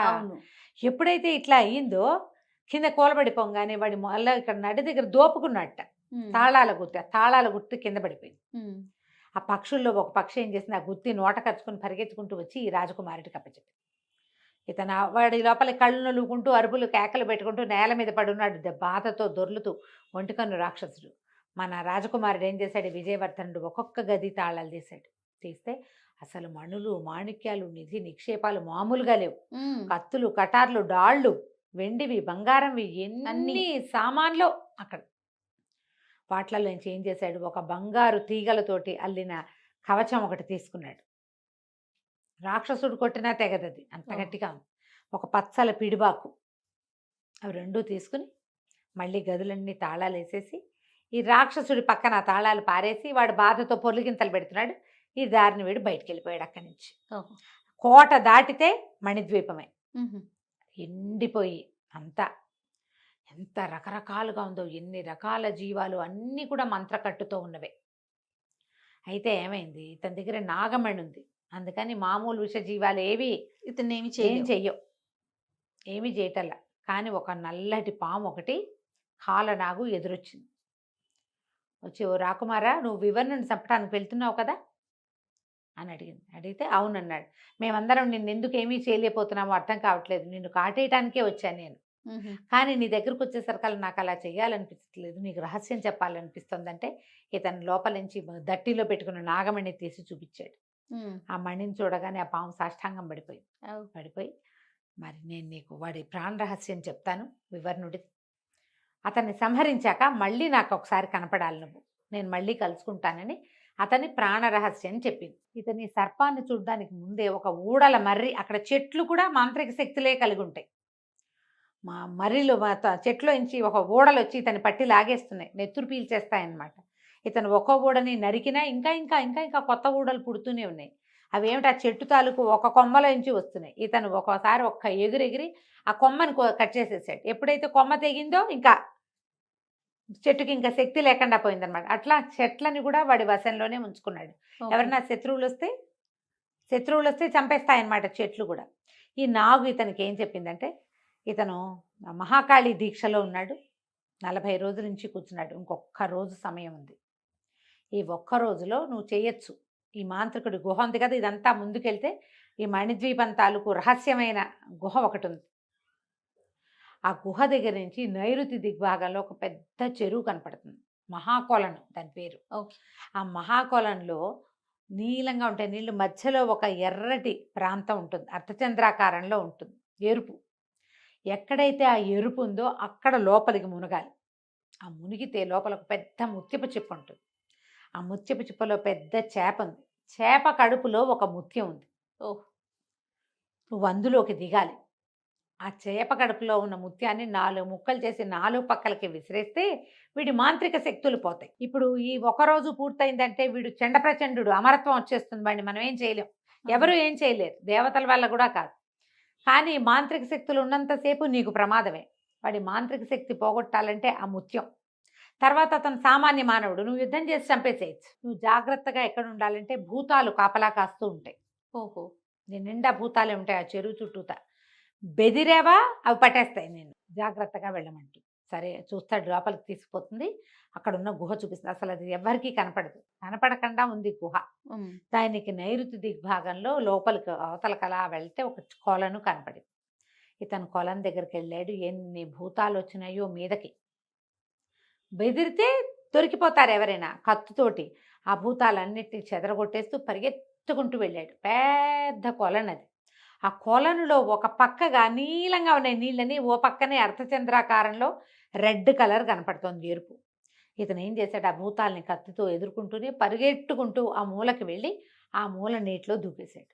దూకేస్తే పెద్ద ముత్యపు చిప్ప తన దగ్గర అది ఉంది కదా, ఏమంటారు దాన్ని, మన పచ్చాల పిడిబాకు.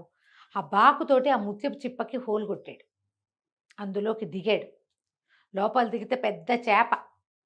ఆ చేపని తన కత్తితో ఖండించి ఆ లోపల ఉన్న ముత్యాన్ని బయటికి లాగాడు. ఇంత పెద్ద ముత్యం అది. ఆ ముత్యాన్ని ఏం చేశాడు, బయటకు వచ్చి దాన్ని 4 ముక్కలు చేసి విసిరేశాడు. ఎప్పుడైతే ఇతను ఆ ముత్యాన్ని పట్టుకున్నాడో మొత్తం కొలంలో ఉన్నటువంటి అన్ని రకాల భూత శక్తులు పోయినాయి. ఓహో. అక్కడ మాంత్రికుడు కూడా, వివర్ణుడు కూడా ఏదో జరుగుతోందని తెలిసింది. కానీ అతను 40 రోజుల నుంచి దీక్షలో కూర్చుని ఉన్నాడు.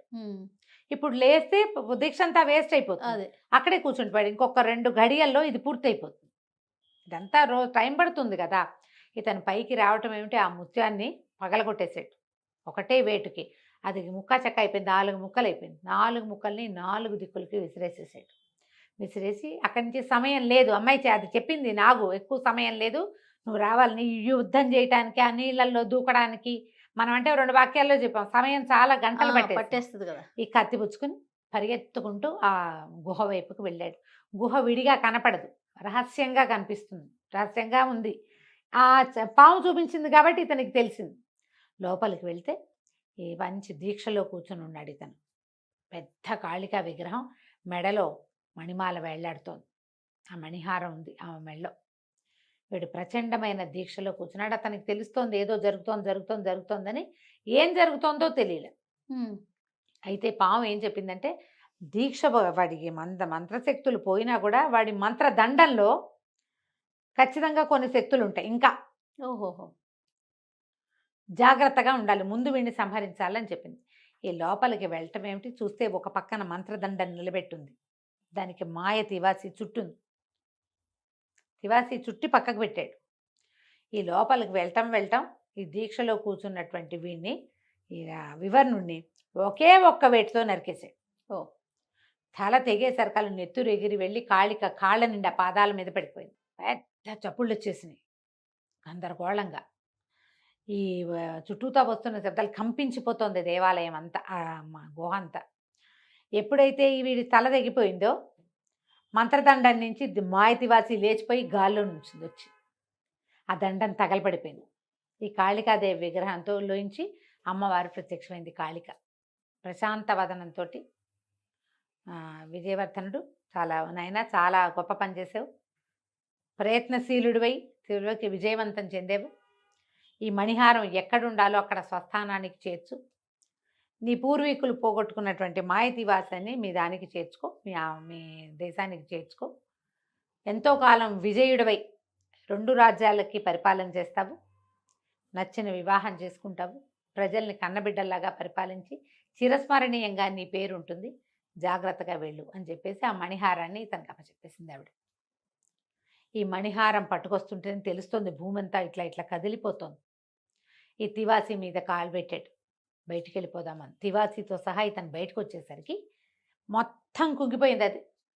అంత పెద్ద గుహ, పెద్ద అమ్మవారి విగ్రహం, లోపల బోల్డని పూజా సంభారాలు ఉండి ఎంతో పెద్ద ప్లేస్గా ఉన్నది. మొత్తం భూస్థాపితం అయిపోయి ఒక రాతి బండలాగా ఏర్పడింది.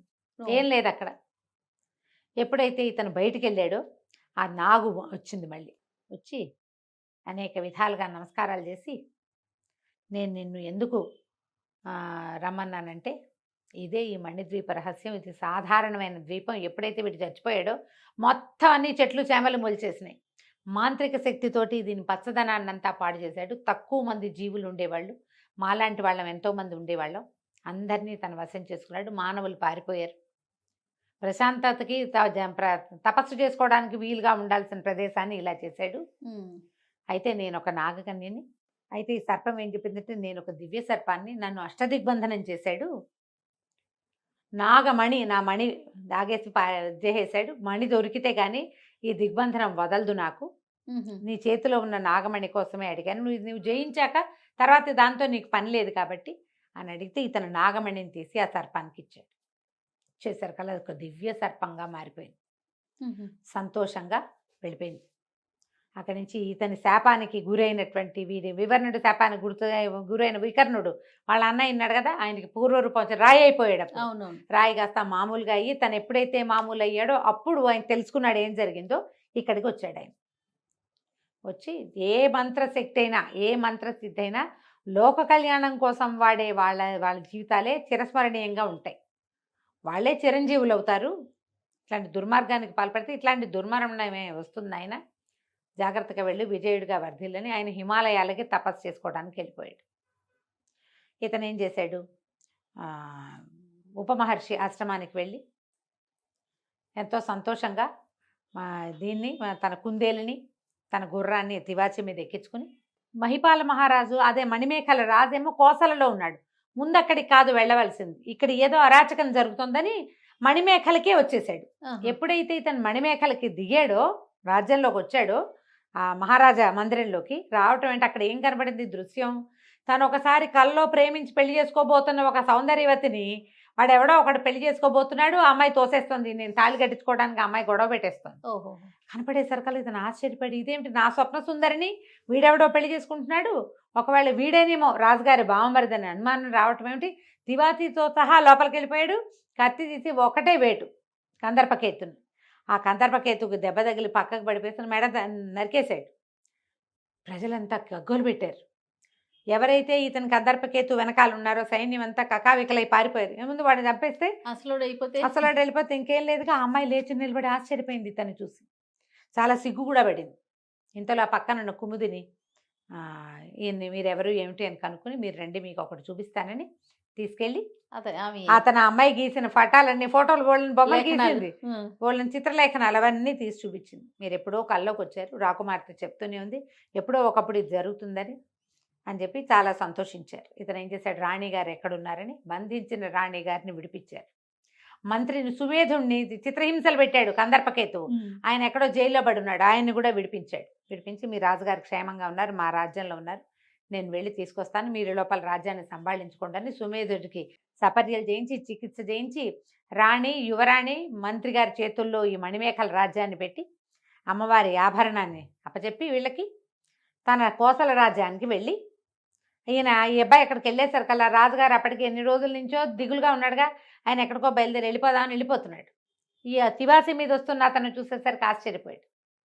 ఆయన చెప్పాడు, మీకు మీ నగ క్షేమంగా ఉంది, అమ్మవారి వస్తువు క్షేమంగా ఉంది, మీ కందర్పకేతు మరణించాడు, రాణిగారు, యువరాణి అందరూ క్షేమంగా ఉన్నారు, సుమేధుడు కూడా ఆరోగ్యం చేకూరి బాగున్నాడు, మనం అందరం కలిసి అక్కడికి వెళ్దామని చెప్పి తల్లిదండ్రికేమో మాయ తివాసి అని అప్పచెప్పాడు. అందరూ కలిసి ఈ మణిమేఖల రాజ్యానికి వెళ్ళారు. వెళ్ళాక రాజుగారి ముద్రికతోటి అమ్మవారి ఆవరణ తెరిచి, వీళ్ళు ఎన్ని తలుపులు తీయాలి, 3 తలుపులు తీసుకురావాలి కదా, అన్ని తలుపులు తెరిచి అమ్మవారికి ఆ నగని అలంకరించి ఇంత సాహసం చేసి అమ్మవారి తాలూకు మణిహారాన్ని, మణిమేఖల సామ్రాజ్యం తాలూకు అభ్యున్నతిని మళ్ళీ వెనక్కి తెచ్చి ఇచ్చినటువంటి విజయవర్ధనుడికి రాజకుమార్తెనిచ్చి వివాహం చేస్తామని ఘోషణగా ప్రకటించి వాళ్ళిద్దరికీ వివాహం చేశారు. తర్వాత కాలంలో మణిమేఖలకి, కోసలకి 2 రాజ్యాలకి రాజైన విజయవర్ధనుడు ఎంతో చక్కగా పరిపాలన చేశాడు. కాళికా అమ్మవారి రక్షణలో ఆ రాజ్యాలు 2 ఎంతో కాలం సుభిక్షంగా ఉన్నాయి. ఇదే మణిద్వీప రహస్యం. చాలా చాలా బాగుంది. కదా, ఎన్ని ట్విస్టులు రాశారు. అవును. నేను చెప్తేనే ఇంత బాగుంది జయ, చదివితే ఎంత బాగుంటుంది. ఇంకా బాగుంటుందేమో. ప్రయత్నం చేసి శ్రీ సుధామయ్య గారి మణిద్వీప రహస్యం పుస్తకం కొనుక్కొని చదవండి. రేపు బుక్ ఫెయిర్ వస్తుంది, కినిగే వాళ్ళవి ఏమైనా పుస్తకాలు పెడితే ఇది కూడా వస్తుంది. ఎంత ఇంట్రెస్టింగ్ గా ఉందో, నేను మొదలుపెట్టి ఆపల, చదివేశారు, మొత్తం చదివేశాను ఒకటే లైన్లో, ఒక్కసారే, మధ్యలో గ్యాప్ కూడా ఇవ్వకుండా. మిమ్మల్ని కూడా అలాగే చదివిస్తుంది. నేను బ్రీఫ్గా చెప్పా, దీన్ని తెరిపిగా నిదానంగా చదివితే మీరందరూ కూడా శ్రీ సుధామయ్యని కంగ్రాచులేట్ చేస్తారు, ఎంత మంచి బాగా రాశారు. ఈ రోజుల్లో కూడా యంగ్స్టరే, అర్లీ 40s కూడా ఉన్నాయో లేవో, చిన్నమ్మాయే చాలా చక్కగా రాశారు.